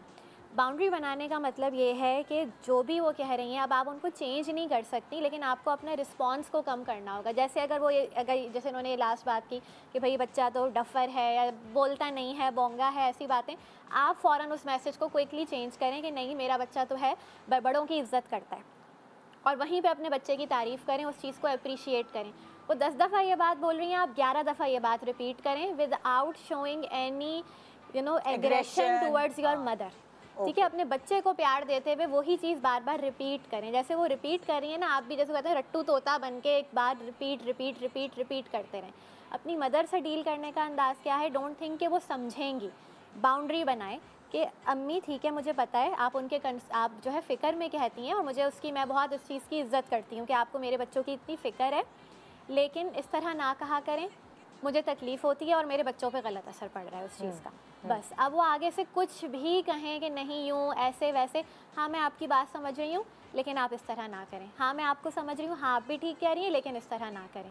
और उसके बाद वो जितना भी ये चीज़ें करती हैं, डोंट रिस्पॉन्ड, भाई उनकी चीज़ को रिस्पॉन्ड ना ये वाली बात जो ये कह रही है, करें। खाने पीने का कंपैरिजन ये हर ससुराल में होता है, हर जगह होता है, हर घर में होता है। और जिस ज़माने में मैं मतलब यंग मदर थी मैं बहुत, तो जब मेरे बच्चे पैदा होते तो वहाँ पे भी होता था कि हम सब साथ रहते थे, तो वहाँ पे भी ये बहुत होता था। तो मैं अपनी अम्मी के पास जाके बहुत रोती थी कि मैं क्या करूँ, अपने बच्चे को कैसे वो करूँ। उसके माइलस्टोन्स वगैरह सब नॉर्मल थे, लेकिन बाकी बच्चों के मुकाबले में वो उतना गपलू नहीं था। तो हर बच्चा गपलू नहीं होता। तो मेरी अम्मी ने मुझे ये समझाया था, बेटा गपलू होने से कुछ नहीं होता, एक्टिव होना चाहिए। क्या तुम्हारा बच्चा एक्टिव है, लेथार्जिक तो नहीं है, क्या सुन तो नहीं पड़ा रहता, हर वक्त सोता तो नहीं रहता, खेलता कूदता है, नॉर्मल करता है। तो बहुत सारी माओं को ये समझना चाहिए कि हर बच्चा एक जैसा नहीं होता। और अब तो बच्चे थोड़े से बड़े होते हैं तो उनकी मोटापे की वजह से पेरेंट्स परेशान हो जाते हैं कि जंक खा रहे हैं। अगर आप हेल्दी खिला रहे हैं, आप अच्छा खाना खिला रहे हैं, तो आपका बच्चा कैसे फूलेगा? आप उसको फुलाने की ज़रूरत ही नहीं है। बहुत सारे बच्चे मैंने देखा है दूध लगाया हुआ, जब मांगते हैं दूध वक्तन फवक्तन माएँ जो है उनको पिलाती रहती है और फूल के मोटे हो रहे हैं। ये आजकल क्यूटनेस की निशानी नहीं है कि बच्चा इतना मोटा है। बिल्कुल। आई थिंक 3-4 चीज़ें हैं निदा जो मुझे इनकी स्टोरी से पता चली है। मतलब to begin with very important, खुद पढ़ें, खुद रिसर्च करें कि क्या आपके बच्चे के लिए ये चीज़ ठीक है, क्या ये चीज़ ठीक नहीं है। क्योंकि अगर आप खुद अनअवेयर होंगी तो आप जो कह रहा है वो आप अपने अंदर लेती जाएंगी, राइट, बिकॉज आपको खुद नहीं पता। तो अगर कोई अगला बंदा वो कुछ कह रहा है तो आपके पास खुद इन्फॉर्मेशन नहीं है कि वाकई उसका मोटापा या उसका स्किनी होना उसके लिए हेल्दी है या नहीं है। अगर आपको खुद पता होगा तो आप एक तो वो बात इतना हिट नहीं करेगी। Secondly, there is an expiry date to blaming parents, very very important. आपके पेरेंट्स ने अपना जनरेशनल ट्रॉमा देखा है, उनकी अपनी जर्नी रही है, उनकी शायद वालदा इस तरह उनसे बात करती थी, इसीलिए आज वो इस तरह आपसे बात करती हैं। बट वो जनरेशनल ट्रॉमा को ब्रेक करने का एक ही तरीका है, accept her for who she is. जैसे डॉक्टर साहिबा ने कहा, बहुत इम्पॉर्टेंट बात, कि उनका तरीका गलत है बट उनकी इंटेंशन अच्छी है। तो आप फॉरगेट कि उन्होंने क्या कहा और क्यों कहा और उनके दिल में ये था और वो था। आप एक्सेप्ट करें कि यार इनको इतना ही पता है, इनकी यही वोकैबुलरी है, इनका यही माइंडसेट है, इसको मैं चेंज नहीं कर सकती बट अपने रिएक्शन को चेंज कर सकती हूँ। Secondly, very important to understand is that एक ही घर में को एग्जिस्ट कर सकती हैं दो अलग चीज़ें। एक ये चीज़ जैसे कि आपकी अम्मी को आप वेलकम करती हैं कि आपका ओपिनियन काउंट करता है, but at the same time आप अपनी बाउंड्री ड्रॉ कर सकती हैं कि वो ओपिनियन कितना अफेक्ट करे, राइट। सो दो चीज़ें को एग्जिस्ट कर रही हैं।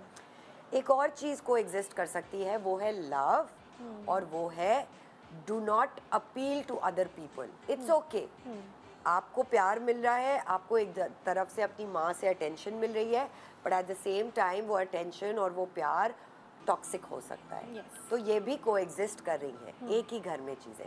सो a lot of times things will coexist. आप बदतमीज़ी नहीं करना चाहती अपनी माँ से, but at the same time आप अपने बच्चे के लिए स्टैंड लेंगी। वो को एग्जिस्ट कर रही है एक ही घर में चीज़। So very important to understand कि बाउंड्री आप बनाते हैं, जिस बाउंड्री को आप नहीं रिस्पेक्ट करेंगे उस बाउंड्री को कोई और नहीं रिस्पेक्ट करेगा। तो जैसे डॉक्टर साहिबा ने कहा कि अगर वो आपके बच्चे को कंपेयर करती हैं, बोपलू कहती हैं, कमज़ोर कहती हैं, वो आपको कितनी अफेक्ट कर रही है चीज़।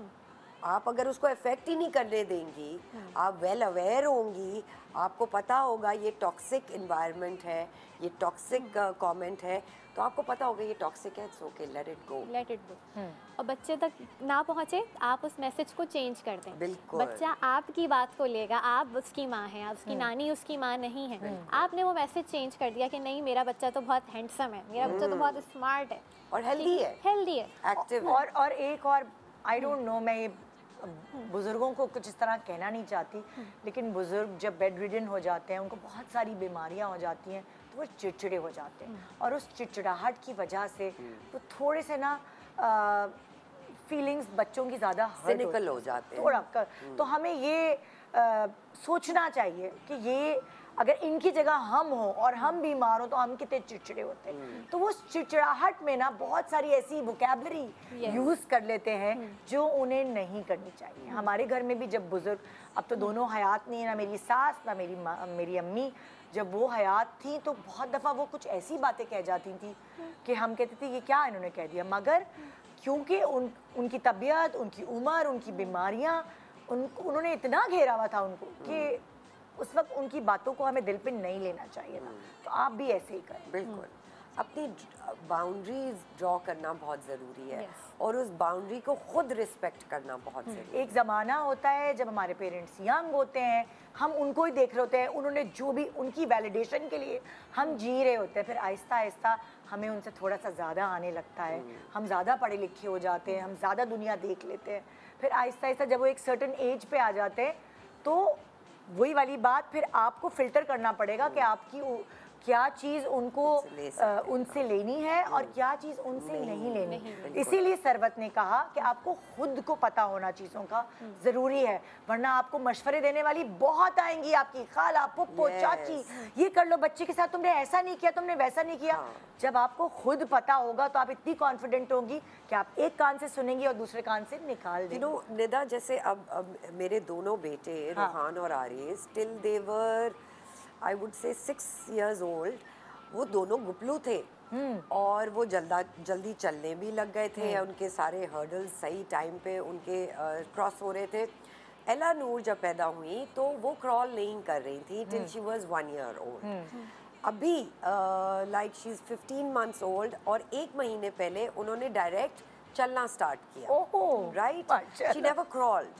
तो कंपैरिजन होता था हमारे ससुराल में कि देखो एला चल नहीं रही, देखो इसको चला नहीं रही इसकी माँ, या नैनी नहीं चला रही, या जो भी है उस पर उतनी अटेंशन नहीं है, बिजी होना सरवत, तुम बिजी होना।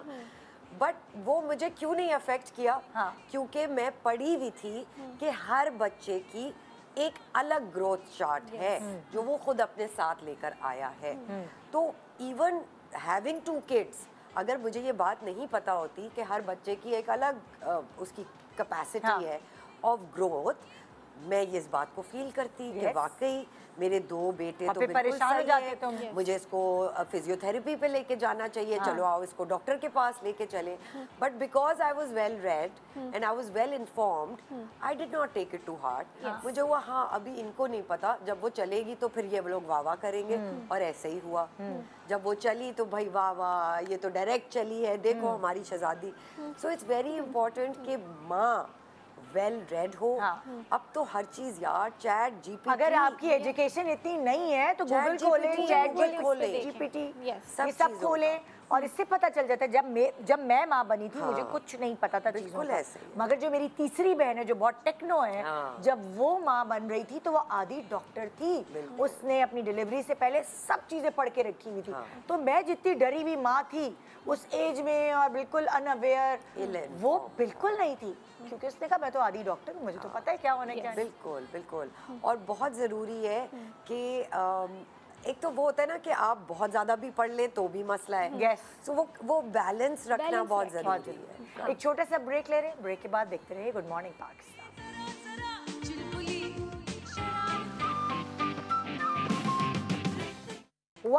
Welcome back, good morning Pakistan. So आज एक बहुत इम्पॉर्टेंट टॉपिक हमारे शो पे हो रहा है जिसको मैं इंजॉय भी कर रही हूँ और बहुत कुछ सीख भी रही हूँ आप दोनों से, और उम्मीद है आप लोग भी सीख रहे होंगे। सो नेक्स्ट हमारा क्या है, कौन हमारे साथ बैठी हैं? रबिया जी। रबिया अस्सलाम वालेकुम। हेलो अस्सलाम वालेकुम। जी रबिया, क्या? निदा मैं ये कहना चाह रही हूँ कि हम 2 बहनें हैं, हम दोनों बहनें शादीशुदा हैं, और मैं अब जबकि बेटियां अपनी माँ के घर जाती हैं तो बहुत खुश होती हैं अपने मैके जाते हुए, लेकिन मैं ना निदा 4 बार सोचती हूँ कि मैं जाऊँ या नहीं जाऊँ। कि जब हम संडे के संडे अपनी अम्मी के पास जमा होते हैं, मैं अपने मैके जाती हूँ अपनी फैमिली के साथ, तो मेरे हस्बैंड भी होते हैं साथ में, बहनोई भी आते हैं, तो अम्मी जब देखो वसीम भाई की तारीफ़ कर रही होती हैं और मेरे हस्बैंड भी बैठे होते हैं सामने, वो एक ही बात बोल रही होती है, देखो फ़लाँ की शादी हो रही है, उसका स्टैंडर्ड बहुत हाई है, देखो वसीम ऐसे करता है, वसीम ये करने जा रहा है, तुम लोग भी ऐसे करना, तुम लोग भी ये देना। आपके हस्बैंड मतलब अपने एक दामाद का मुकाबला वो अपने दूसरे दामाद से कर रही है। मेरी बहनोई से कर रही होती है अम्मी ना, तो मैं यही देख रही होती हूँ कि देखिए देखने को तो दामाद ये भी हैं, लेकिन अम्मी जब देखो वसीम भाई का नाम ले रही होती हैं, हर जगह उनका ही बोल रही होती हैं कि वसीम ये कर रहा है, वसीम वो कर रहा है। तो देखिए वो भी करते हैं, हम भी करते हैं, लेकिन मैंने देखा है अम्मी हर बात में वसीम भाई का ज़्यादा ख्याल रखते हैं कि आपकी अम्मी का? नहीं, कभी कभार ऐसा भी तो होता है। देखा जाए ना नीता, तो मेरे हस्बैंड भी बहुत ख्याल करते हैं अम्मी का, लेकिन वो कुछ बोलते नहीं है सामने से। अब वो बड़ी बहन है, बड़े बहनों ही है मेरे, तो अम्मी ज़्यादा उनका कर रही होती हैं। तो वो मैं ये सोच रही होती हूँ कि यार ये मेरे हस्बैंड चुपचाप बैठे हैं, वो बेचारे कुछ कहते नहीं, लेकिन मैं ये सोच रही होती हूँ कि यार पता नहीं ये क्या सोचेंगे। अगली बार वो मुझे ये कहते हैं कि क्या करना है, तुम्हें जाना है संडे अम्मी के घर जाना है, तो मैं यही सोच रही हूँ कि काश ये बोल दें कि आज मैं दोस्तों में जा रहा हूँ, तुम चली जाना, ताकि ये जैसी जाएँ और मैं इनके जाने के बाद वहाँ जाना कैंसिल कर दूँ। क्योंकि अम्मी हर बात में बराबरी कर रही होती है कि देखो उसने तो फ़लाँ जगह इतना बड़ा गिफ्ट दिया था, तुम भी दे देना। अब एक जगह ऐसा हुआ निदा कि हमें एक कज़न की शादी में जाना था, वहाँ हम गए, एक ही मॉल से दोनों ने गिफ्ट लिए, मेरे हस्बैंड ने भी लिए और मेरे बहनों ने भी लिए।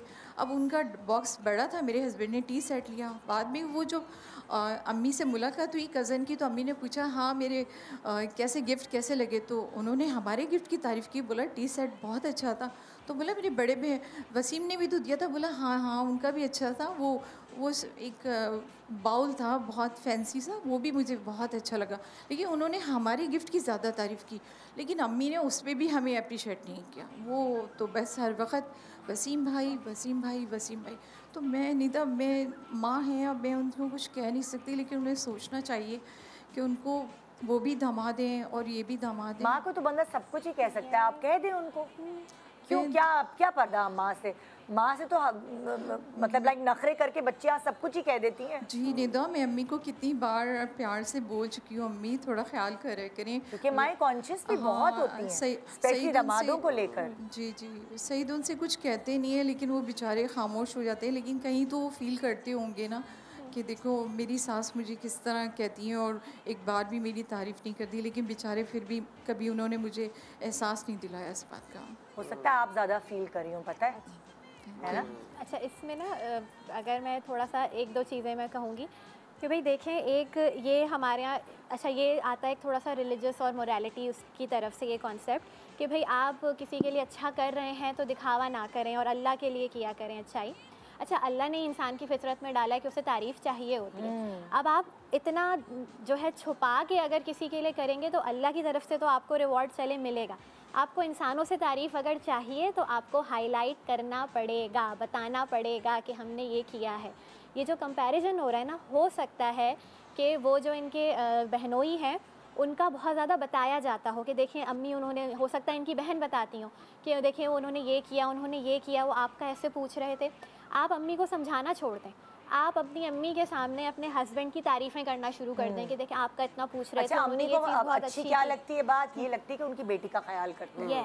जो दामाद है वो बस उनकी बेटी को सर आंखों पे बिठाता है, तो अम्मी के लिए इससे बड़ी बात कोई हो ही नहीं सकती। और अगर थोड़ा सा उसमें ये भी हो कि अब उनका ना अम्मी को दिखाया जाता होगा कि इन्होंने ये चीज़ इतनी अच्छी की, इतना ये अच्छा करते हैं, इस चीज़ में ये इतने अच्छे हैं, अगर अम्मी वो रिपीट करती हैं। तीन बच्चे भी होते हैं या 2 बच्चे भी होते हैं, तो कोई एक्सप्रेसिव होता है और कोई नहीं होता। उनकी जो बड़ी बहन है वो ज़्यादा एक्सप्रेसिव होंगी, ये इतनी नहीं होंगी, सो वो वाली चीज़ भी वैरी करती है। और वही बात है जो सरवत ने कही थी कि भाई माँ बाप को ब्लेम करने की कोई एक्सपायरी डेट होनी चाहिए। अब अम्मी नहीं समझती, अम्मी की उम्र नहीं होगी समझने वाली, आप उन्हें समझाना छोड़ें, स्ट्रेटेजिक बने, आप भी एक्सप्रेस करें। और एक्सप्रेस में ये ना करें कि जी अम्मी थोड़ा ख्याल किया करें, और पता ही नहीं किस चीज़ और अकेले बजाय अकेले में अम्मी को बताने के, अगर आपको फील हो रहा है कि वो वसीम बहुत कर रही हैं, तो आपके मियाँ का नाम क्या है? सईद नाम है। सईद, आप सईद करना शुरू हो जाए। जैसे अभी बच्चे के लिए हम समझा रहे थे, उसी तरह आप सईद बहुत अच्छे हैं, सईद के मुंह पे तारीफें करना शुरू हो जाए, ताकि आप बैलेंस कर पाए उस चीज को। ऑल्सो वेरी इम्पॉर्टेंट कि इमोशनल कार्ड कब खेलना है। तो अगर आपकी वालदा, जैसे मैं जो हूँ, मैं बहुत सारी चीज़ें कर जाती हूँ और मैं बिल्कुल सईद की तरह हूँ, सईद भाई की तरह मैं हूँ कि मैं बिल्कुल बताती नहीं हूँ, मैं बिल्कुल शो नहीं करती। लेकिन अ लॉट ऑफ टाइम्स आपने जैसे कहा डॉक्टर साहिबा ने, कि बिल्कुल सही कहा कि इस दुनिया में आपको रह के दुनिया के तरीकों से चलना है। So sometimes play the emotional card, sit with your mother, tell her कि भाई सईद ने, जैसे आप कह रही हैं कि सईद ने आपके बारे में इतना पूछा, सईद इतना परेशान हो गए, आपको बुखार था, आपने खांसी तो सईद ने डॉक्टर को फ़ोन किया, लेकिन सईद ने नहीं आपको ये सब बताया, मैं आपको ये सब बता रही हूँ। बहुत अच्छी बात इन्होंने की कि अ लॉट ऑफ टाइम्स हमारे पेरेंट्स को पता ही नहीं होता कि वो कह क्या रहे हैं, क्या गलत कह गए। हमने तो सईद की तारीफ ही की है, हाँ। अगर थोड़ी कम कर दी है तो क्या बुराई है इसमें, लेकिन आपको पता होना चाहिए वन, आप वोकैबुलरी क्या यूज़ कर रही हैं और आप किस तरह रीइंफोर्स कर रही हैं। अगर आप उसको थोड़ा सा इमोशनल करके, क्योंकि अगर आपकी अम्मी इमोशनल उससे होती अफेक्ट हो रही है ना वो, कि भाई दूसरे वसीम जो हैं वो इतना कुछ करते हैं, बड़ा गिफ्ट लाते हैं, बड़ी जगह पे ले जाते हैं, बड़ा सेलिब्रेशन करते हैं, तो आप भी उस छोटे को बड़ा करके दिखाएं। Very very important how you present the idea. अब एक पेज है, उसमें एक डॉट है काला, अब वो आपके ऊपर डिपेंड करता है कि आप उसकी वाइट स्पेस को देख रही हैं या आप वो ब्लैक डॉट को देख रही हैं। सिचुएशन वही है, आप क्या पर्सपेक्टिव दिखाना चाहती हैं अपनी वालदा को, वो आपके ऊपर डिपेंड करता है। Another very important thing is Nida, आजकल इंस्टाग्राम पे पेरेंटिंग पेजेस हैं जो आपको एक बेहतर पेरेंट और बेहतर चाइल्ड भी बना सकता है। ठीक है, तो ट्रॉमास हो गए, पेरेंटिंग इन योर 40s हो गया, how to be a good son और डॉटर इन योर 40s हो गया, ये सारी चीज़ें फॉलो करें। वो अवेयरनेस जो दुनिया भर कर रही है और इन्हीं दकियानूसी बातों से वो झेल रहे हैं, because it's not a Pakistan problem. Yes. This is a universal problem. Yes. Age factor, जब माँ बाप की एक सर्टन एज आ जाती है, वो चाहे अमेरिकन हो, ऑस्ट्रेलियन हो, कनेडियन हो, अफ्रीकन हो या पाकिस्तानी हो या इंडियन हो, वो सब एक तरीके से सोचते हैं, बिकॉज उनकी अपब्रिंगिंग एक वर्ल्ड की यूनिवर्सल अपब्रिंगिंग ऐसी है। तो आप वो पेजेस देखें, उनको फॉलो करें और थोड़ा इमोशनल वहाँ खेलें। हीरो सिंड्रोम मामा को भी दिखाएं कि अम्मी आपको पता है आपने वसीम की, सईद की इतनी तारीफ की, वो तो 2 रात सो ही नहीं सके। हाँ, कि सईद की डिपेंड करती है आपके ऊपर खुशी। एट द सेम टाइम बहुत ज़रूरी है कि आपकी खुशी आपकी अम्मा की अप्रूवल से नहीं आनी चाहिए, आपकी खुशी आपके अंदर से आनी चाहिए। So stop depending on your parents approval, on your spouses approval for what you are doing in life. आपको अपने आप को अप्रूव करना है, दैट्स इट। आपको अपने आप को खुश करना है, आपको अपने आप से सेटिस्फैक्शन होनी चाहिए और किसी से नहीं। अम्मी ने की, सईद ने की, वसीम ने की, बहन ने की, इट डज नॉट मैटर। जब तक आप अपने आप को सेटिस्फाई करेंगे, आप वो खुशी जब तक बाहर ढूंढते रहेंगे कभी नहीं मिलेगी। Find it with in your self, appreciate your self कि भाई मैं ये बातें सारी सुनती हूँ। अब मेरी मदर जो है वो 25 साल प्रिंसिपल रह चुकी हैं, मैं कुछ भी कर लूँ ना निदा, उनको होता है सरवत तुमने ये नहीं किया, सरवत तुमने वो नहीं किया। अब वो वही प्यार का तरीका मुझे इन माई 40s I can understand now कि इनके प्यार का तरीका है, गंजी हो रही हो, तेल नहीं लगा रही, देखो स्किन कैसी हो रही है। अब मुझे पता है कि वो कंसर्न से आ रहा है, लेकिन उनका वोकैबुलरी, उनका बात करने का तरीका सही नहीं, क्योंकि वो कहते हैं ना वो प्रिंसिपल रही हैं, तो वो उनका एक तरीकेकार है बोलने का, वो नहीं बदल सकती, वो नहीं बदल सकती, वो उसी की ट्यून हुई भी है। बिल्कुल। तो अगर मैं उनको अफेंड ही होती रहूं कि भाई वो सारी उम्र ये नेगेटिव रीइंफोर्समेंट से वो पॉजिटिव कुछ चाह रही है, तो आई नीड टू अंडरस्टैंड कि यार वो प्रिंसिपल रह चुकी है, उनका ये तरीका है। तो अगर आपकी अम्मी ये करती आई हैं, छोड़ दें, डू नॉट टेक इट। अम्मी का word is not the final word. सरबत सारी जिंदगी मेरी अम्मी भी ना बहुत स्ट्रेट फॉरवर्ड थी, और जब मैं अपनी टीनेज में थी तो मैं समझती रही, मैं अब्बा से ज़्यादा क्लोज होती रही कि अब्बा ज़रा प्यार करने वाले, गले लगाने वाले इस तरह के थे, और अम्मी इस तरह की नहीं थी कि हग कर लिया ये वो, मगर वैसे प्रैक्टिकली वो बहुत करती थी, जो उस वक्त हमें नज़र नहीं आता था।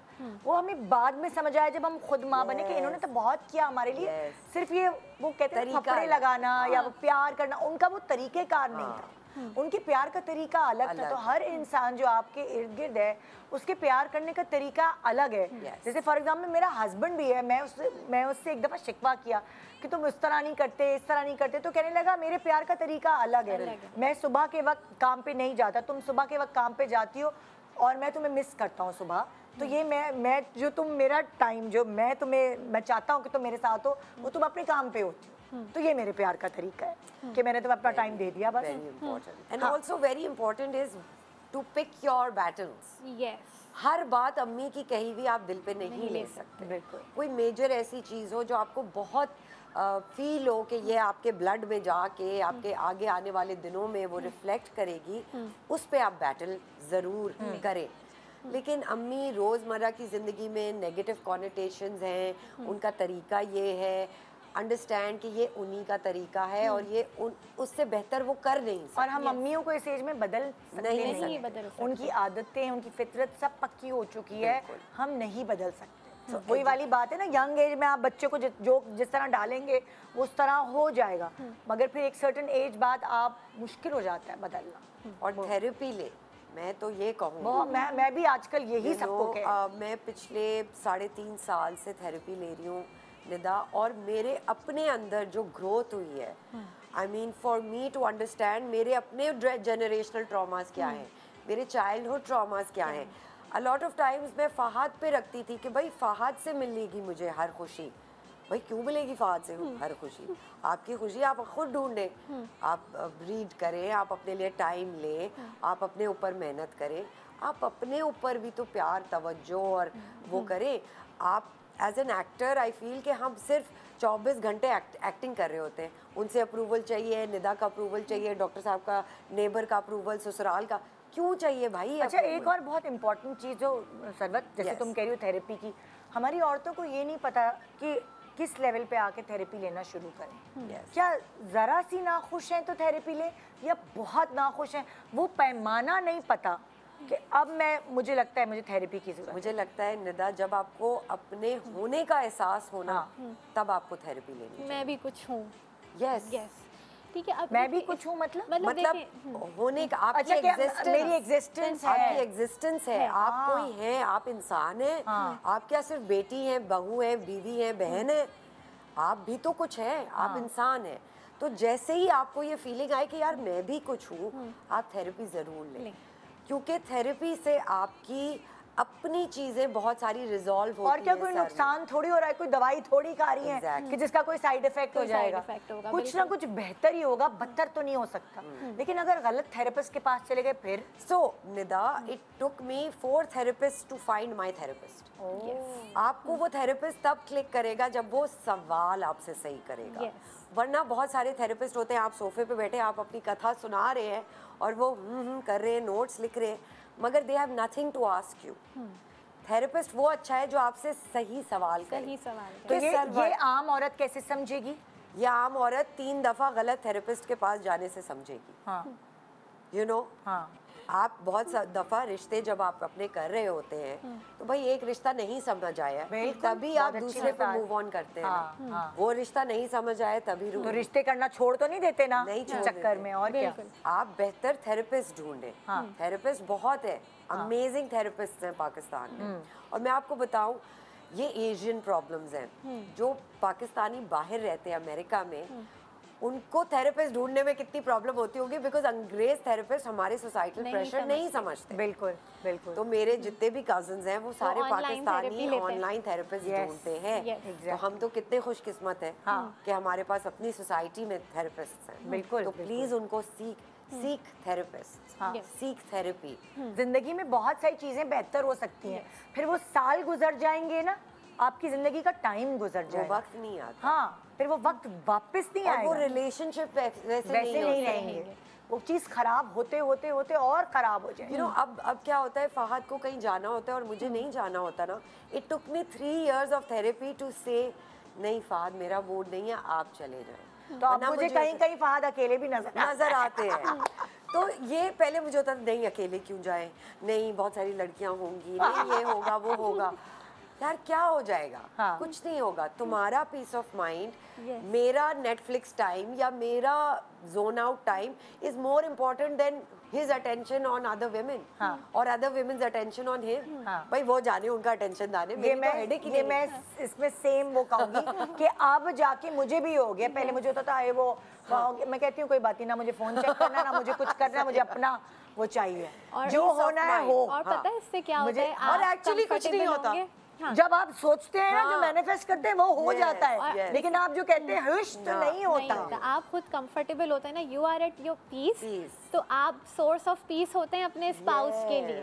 आप खुद इतनी इनसिक्योर, इतनी एंग्शियस, हाई इस पे टेंशन गई, हाई उसने देख लिया, तो वो आप अपनी ही एंग्जाइटी स्पाउस में भी ट्रांसफर करेंगे। तो इसलिए आपका पीसफुल होना बड़ा ज़रूरी है, वो खुद आप ही के पास आएगा पीस ढूंढने के लिए। बिल्कुल ऐसे। तो ये चीज़, और मैं आपका जो सवाल था ना कि जो उससे रिलेटेड कि भाई थोड़ी नाखुश हो या ज़्यादा नाखुश हो, जहाँ आपको लगे कि यार प्रॉब्लम है और ये सॉल्व नहीं हो रही, आप वहाँ थेरेपी लें, ठीक है? क्योंकि बहुत सारे लोगों के लिए शायद ये अंडरस्टैंड करना अभी भी मुश्किल है। हमारी आम औरत क्या करती है, जब उसको लगता है कोई प्रॉब्लम है तो वो किसी पड़ोसन, किसी खाला, किसी फुप्पो, किसी ऐसी बंदी को फोन करेगी कि बताओ मैं क्या, और कितनी गलत बातें वो सब बता रही है। एग्जैक्ट। तो बस हमारी औरत ये सॉल्व नहीं हो रही, आप वहाँ पे थेरेपी लें, वहाँ पे आप काउंसलिंग लें, क्योंकि बहुत सारे लोग शायद ना समझ सकें अभी भी इस बात को। अक्सर लोग थेरेपी में आते हैं और 10-12 सेशंस के बाद उन्हें इस बात का एहसास होना शुरू होता है कि अच्छा मैं भी कुछ हूँ, अच्छा मैं सिर्फ बीवी नहीं हूँ, अच्छा मैं सिर्फ बेटी नहीं हूँ, अच्छा मैं सिर्फ माँ नहीं हूँ, मेरी अपनी भी कोई शख्सियत है।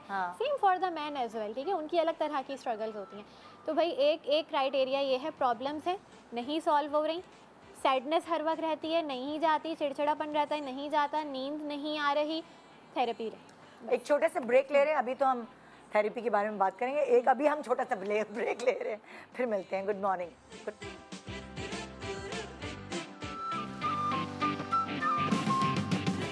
Welcome back. Good morning Pakistan ji. तो थैंक्स टू यू गाइस कि हम बहुत सारी चीज़ें आज सीख पा रहे हैं ज़िंदगी को लेके, और ये सीखने का अमल ना आपकी कब्र तक जारी रहता है। तो अब अगर कोई मुझे इस वक्त सुन रही हैं, वो सास या माएँ जो एक सर्टेन एज की, ज़्यादातर हमारा शो देख रही होती हैं, वो तो अगर आप अभी भी अपने आप को थोड़ा बहुत बदलना चाहेंगी अपनी ज़िंदगी को बेहतर करने के लिए, तो उसमें कोई हर्ज नहीं है ना? बिल्कुल ऐसा ही है। यू नो, बिकॉज इस टाइम पे हम अपने माँ बाप को सिखा नहीं सकते और वो सीखने के लिए तैयार नहीं है, तो कोई तो तरीका होगा। जैसे अब एक मीम्स आप एक दूसरे को फॉरवर्ड करते हैं, तो अब मैं क्या करती हूँ, अपनी अम्मी को ये बताने के लिए कि आपके लव करने का तरीका नेगेटिव है, उसको पॉजिटिव करने के लिए मैं उनको मीम्स भेजती हूँ। या मैं इंस्टाग्राम पे जो पेरेंटल पेजेस हैं जो गाइड करते हैं, मैं वो भेजती हूँ। तो नॉट बाय फेस, आप फेस पे बैठ के कि अम्मी आपने ये ठीक नहीं किया, तो वो भी अफेंड हो जाएंगी। लेकिन देयर आर फाइंड वेज कि आप किस तरह उनको एजुकेट कर सकते हैं। हाँ, जैसे मेरे बच्चे मुझे भेजते हैं। हाँ, जैसे मेरे बच्चे मुझे भेजते हैं ताकि मैं उनके साथ और ही फ्रेंडली हो जाऊँ ना। मतलब जैसे अक्सर मजे के एक वो सर्टेन स्किट्स होते हैं जो ब्राउन मदर्स नहीं, वो लेके बनाए वो नमाज पढ़ते हुए बैग चुरा रहे हैं, कोई पैसे निकाल रहा है, तो नमाज छोड़ के बैग उठा लेंगी और इस तरह की। Yes, exactly. बहुत ज़रूरी है बहुत कि हम एजुकेट अपने आप को करें और अपने इर्द गिर्द रहने वालों को भी करें। मेरे साथ कौन है जी? महरीन, अस्सलाम वालेकुम। वालेकुम अस्सलाम। निदा, आप कैसी हैं? जी मैं ठीक हूँ। महरीन, आप बताइए, आप क्या शेयर करेंगे हमसे? जी, मुझे आपसे ये शेयर करना था निदा कि मेरी शादी को 3 साल हो गए हैं, ठीक है? हम दिवरानी जिठानी जो है हम साथ रहते हैं, लेकिन मुझे इशू जो है वो अपनी सास से है कि मेरी सास जो है वो हम दिवरानी जिठानी में अक्सर मुकाबलेबाजी करती रहती हैं। अब हुआ यूँ कि जैसे कुछ भी मैं कर लूँ, कुछ भी बना लूँ, असल में वो ख़ानदान की है, उनकी बहन की बेटी है और मैं फैमिली से बाहर की हूँ। तो ये चीज़ कोई मुझे 50 बार सुनाई देती है दिन में कि भाई ये तो ख़ानदान की है, मेरी बहन की बेटी है, ये तो कुछ भी गलत नहीं कर सकती, ये ऐसा नहीं कर सकती, ये वैसा नहीं कर सकती। अब जैसे उनके यहाँ पहला बेटा हुआ, जिठानी के यहाँ पहला बेटा हुआ, तो और मुझे थोड़े लेट हुआ, मुझे थोड़ा लेट बेबी हुआ और पहली बेटी हुई, तो उस पर भी मुझे ये सुनाना कि ख़ानदान की है ना, तो उन्होंने देखो हमें बेटा दे दिया, वारिस दे दिया, और ये ख़ानदान से बाहर की है तो इसने हमें लड़की दी, हमें तो इससे यही उम्मीद थी। ये बातें जो है ना ये मुझे बहुत अजियत देती हैं। फिर ये कहना कि तुम तो कितनी मोटी होती जा रही हो, जबकि इसकी शादी तो तुमसे 1 साल पहले ही हुई है, लेकिन तुमने तो देखो अपना क्या हाल कर दिया है, इतनी मोटी हो गई हो, जब देखो ख़ानदान वाले आते हैं तो तुम मुंह बनाकर बैठी भी होती हो, ये देखो कैसे हंसती है, बोलती है, इस तरह करती है। अब मैं इनको क्या कहूँ, क्योंकि मेरे हस्बैंड की तरफ से ना मुझे परमिशन नहीं है कि मैं अपनी सास के आगे बदतमीज़ी कर सकूँ या कुछ कह सकूँ, कि ये मेंटली टॉर्चर तो मुझे आपकी वजह से ही मिला है, ना मेरा किसी महफिल में दिल लगता है, क्योंकि तारीफ़ें तो मेरी जेठानी की हो रही है, मुझे तो किसी खातिर में ही नहीं लाया जा रहा है। इस तरह कर कर के कि भाई वो ख़ानदान की है ये, जबकि मेरी जेठानी से मेरी बहुत अच्छी बॉन्डिंग है, लेकिन अब जब शादी हुई ना तब बहुत अच्छी बॉन्डिंग थी और वो मुझे कुछ नहीं कहती, लेकिन मैं उनसे दूर हो गई हूँ। अब मैं उनसे अपनी... का तो वैसे कोई कसूर है नहीं आपकी जेठानी का। जी, उनका कोई कसूर नहीं है, लेकिन देखिए अगर इतनी तारीफ़ होगी और इतनी अप्रिसिएशन मिलेगी हर बात में, तो हर इंसान में कुछ चेंजेस तो आ ही जाएगी। भले वो वैसी नहीं है, मुझे मुंह पे कुछ नहीं कहती, लेकिन चेंजेस तो आ ही जाएगी, क्योंकि हर चीज़ में उनको सराहा जा रहा है और हर चीज़ में मुझे निगलेक्ट किया जा रहा है। अब मैं अपने हस्बैंड से भी कहती हूँ तो वो कहते नहीं, ये तुम्हारा वहम है, ये तुम्हारा वहम है, तुम खुद ही ऐसी हो गई हो, तुम खुद ही अपनी सोचों को तुमने ना वो कर लिया है, तुमने अपने सर पे सवार कर लिया है, अम्मी की बातों को तुमने अपने सर पे सवार कर लिया है। मैं कहाँ जाऊँ, मैं इतनी चिड़चिड़ी हो गई हूँ, मुझे कुछ भी समझ में नहीं आ रहा। अच्छा, आपको एक बात बताऊँ, ये खाली सास की बात नहीं है, आपकी माँ की भी कोई ना कोई बच्चा फेवरेट होता है, जिसको दूसरे बच्चे सब समझते हैं कि उसको ही ज़्यादा फेवर मिलता है, या आपके अपने फादर का भी कोई ना कोई बच्चा फेवरेट होता है, ठीक है ना। तो वो बहन भाइयों में भी ये होता है जी, मुझे ऐसा लगता है एक बहन की कोई दूसरी बहन फेवरेट होगी, तीसरी नहीं होगी, तो ये तो हर जगह होता है फेवरेटिज्म। तो जॉब पे भी होता है, बॉसेस का कोई फेवरेट है, कोई नहीं है। जी, मुझे ऐसा लगता है अभी वो एक ही बात करती है, मेरी बहन की बेटी, मेरी बहन की बेटी, तो मैं भी तो उनकी बहू हूँ, दोनों को एक साथ ही रखना चाहिए। नहीं, हर चीज़ में आगे आगे उन्हीं की तारीफ़ हो रही है, मैं इतना कर रही हूँ तो वो नज़र ही नहीं आता उनको। जी। अच्छा, अब देखिए यहाँ पे इस सिचुएशन के बहुत सारे डायनामिक हो सकते हैं। इन्होंने जैसे कहा कि इनकी जेठानी से इनकी बॉन्डिंग वैसे बहुत अच्छी है, ठीक है, तो एक पहलू ये भी हो सकता है, समटाइम्स ये होता है कि जी सासें इनसिक्योर हो जाती हैं कि भाई बहुओं में आपस में बहुत दोस्ती होगी, तो जी तो ना rule and divide and rule वाला जो वो होता है कि जी पॉलिटिक्स हो सकता है, ये ज़रूरी नहीं है ऐसा हो, लेकिन हो सकता है। अब अगर ऐसा है, एक्चुअली ज़्यादातर घरों में यही होता है, सास को लगता है कि अगर ये दो मुल्क मिल जाएंगे तो मेरा क्या होगा, तो इसलिए वो उन दोनों मुल्कों को मिलने ही नहीं देती। बीच में कोई ना कोई ऐसी ही वो कहते हैं ना, पानी के बीच में डंडा डालते रहती हैं कि वो तो अब क्या है, अब ये आपको डिसाइड करना है कि भाई आपने इस पॉलिटिक्स का पार्ट बनना है या नहीं बनना है, तो किस हद तक बनना है। अगर ये चीज़ है तो इसका मतलब ये हुआ कि जी आपने जेठानी से अपनी बॉन्डिंग नहीं ख़राब करनी, ये अपने आप को बताना है कि भाई उनकी गलती नहीं है, वो तो ऐसा कुछ नहीं करी ना डायरेक्टली आपके साथ, तो आप उनसे अपना रिश्ता जो है अच्छा रखें। दूसरी चीज़ ये, जैसे निदा आपने फेवरेटिज्म वाली बात की, ये बहुत सही बात है। आप अपने उसको देखें, भाई आप फेवरेट क्यों होना चाहती हैं, मतलब why it's necessary for you to be favourite. वो अगर फेवरेट है उन्हें फेवरेट होने दें। अच्छा, अब क्या है, आप अगर अपने आप को डिटैच कर लेंगे इस चीज़ से, तो आप ये भी तो सोचें कि भाई उनसे उम्मीदें भी फिर ज़्यादा होंगी, ठीक है, क्योंकि फेवरेट वो हैं, वो अच्छा काम करें, आप अपनी जान छोड़ाएं इस चीज़ से। ठीक है, हाँ अच्छी बात है भाई, वो फेवरेट है ना, वो करें। सही बात। थोड़ा सा आप ये एटीट्यूड भी रखेंगे ना, तो वो अगर ये पॉलिटिक्स हो रही है और इसी वजह से हो रही है, तो ये चीज़ खुद ही ठीक हो जाएगी कि भाई आपको परवाह नहीं है। अब वो अगर फेवरेट है तो आपको इस बात से कोई फ़र्क नहीं पड़ता। जैसे कहते हैं ना, आप अपनी जगह पे बहुत खुश हैं, आप अच्छी तरह ड्रेसअप होती हैं, आप अच्छा अपना काम सही तरह करती हैं, एप्रिसिएशन मिल रही है नहीं मिल रही, आपको उसकी परवाह नहीं है। कभी कभार आप मजाकिया अंदाज में, क्योंकि ऐसे माहौल में आप बहुत एग्रेसिव नहीं हो सकते, होता क्या है कि वो फिर एक हो जाता है कि आप बदतमीज़ दिखाए जाएंगे, आप होगा कि जी आप बदतमीज़ी करें, मैंने तो इतने आराम से कहा। मजाकिया अंदाज में बोलते, जैसे वो कहती हैं जी आप कह रही हैं कि मेरी बहन की बेटी है, तो आप भी को कर दें कि भाई अम्मी वो सारे भाई मुसलमान आपस में भाई होते हैं, तो सारी औरतें बहनें भी होती होंगी, तो मैं भी आपकी किसी ना किसी बहन की ही तो बेटी हूँ। हंसते हुए बोल दें, ज़रूरी नहीं है कि आप उस पर जो है वो एग्रेसिव हों, बोल के निकल जाएं। इस तरह की बातें अगर हो रही हैं तो कोशिश करें कि जी एक्सक्यूज़ करें ख़ुद को और वहाँ से उठ जाएं। ठीक है, उनको शुरू में शायद लगेगा कि यार ये देखो ये तो साथ बैठती नहीं है, कुछ नहीं है, लेकिन आपके लिए इम्पॉर्टेंट हो कि भाई आप अपनी एनर्जी बचाएं, अपना पीस ऑफ माइंड रखें। अगर वो लोग चाहते होंगे ना, आप थोड़ा सा 5, 6, 7 दफ़ा ये करेंगी, वो चाहती होंगी ना कि आप उनके साथ बैठें, तो वो 8वीं 9वीं दफ़ा ये बातें करना छोड़ देंगे। उन्हें पता होगा भाई ये बातें होती हैं तो ये उठकर चली जाती है। I totally agree with you. हमारा रिलीजन भी यही कहता है कि आपको अपने मियाँ को खुश रखना है। ये तो हमारी कम्युनिटी और सोसाइटी की चीज़ें हैं कि ससुराल भी है तो उनके माँ बाप भी हैं तो बहन भाई भी हैं, सबको आपने खुश रखना है, ऐसा कुछ भी नहीं है। ये हम अपने ऊपर सोसाइटल प्रेशर्स लेते हैं कि मुझे हर फर्द को अपने ससुराल में खुश रखना है, जबकि ऐसा नहीं है। आपका रिलीजन कहता है कि आपको अपने खावंद को खुश रखना है। A lot of times gossip की बहुत आदत होती है। जैसे ये बात कर रही हैं कि अपनी सास की, कि वो ये तो गॉसिप ही होगी ना कि भाई वो इतनी अच्छी हैं और वो तुम ये नहीं करती और वो ये करती है।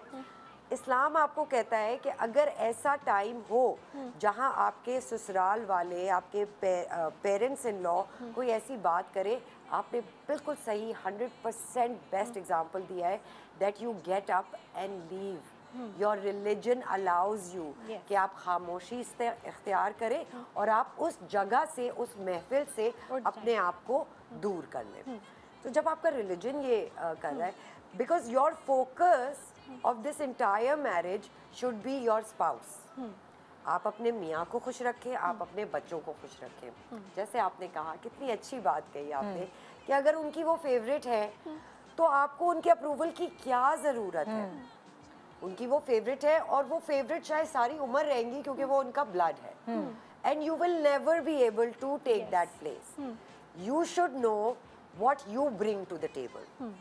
शायद वो 10 ऐसी चीज़ें करती हों जो आप नहीं करती, लेकिन आप वो एक ऐसी चीज़ करती हो जो उनके ऊपर भारी होती है। So you should no and you should be confident कि आप ये लेकर आती हैं इस फैमिली में, चाहे वो स्टेबिलिटी हो, चाहे वो सेंस ऑफ ह्यूमर हो, चाहे वो सबको इकट्ठा लेके चलना हो, चाहे वो इतनी दकियानूसी बातें इग्नोर करने की हो। ये ट्रेड भी बहुत गोल्ड। और कभी कभार आप जाहिलों से बहस नहीं कर सकते, आप उनके मुँह ही नहीं लग सकते। बिल्कुल। तो अपने आप को बचाएं और जगह को छोड़ दें। Thank you so much Sarwat, thank you so much आपका भी डॉक्टर साहिबा कि इतनी मज़ेदार बातों के थ्रू आपने लोगों को एजुकेट किया। और हम फिर जाते जाते यही कहेंगे कि अगर आपको लगता है कि सर्वाइवल के लिए भी आपको थेरेपी की ज़रूरत है तो प्लीज़ अपनी ज़िंदगी की क्वालिटी को बेहतर बनाएं, बजाय ये लम्हात, ये दिन, ये महीने, ये साल आप ज़ाया कर दें, क्योंकि जब गया वक्त है ना फिर वो वापस नहीं आता। गुड मॉर्निंग पाकिस्तान, खुदा हाफिज़।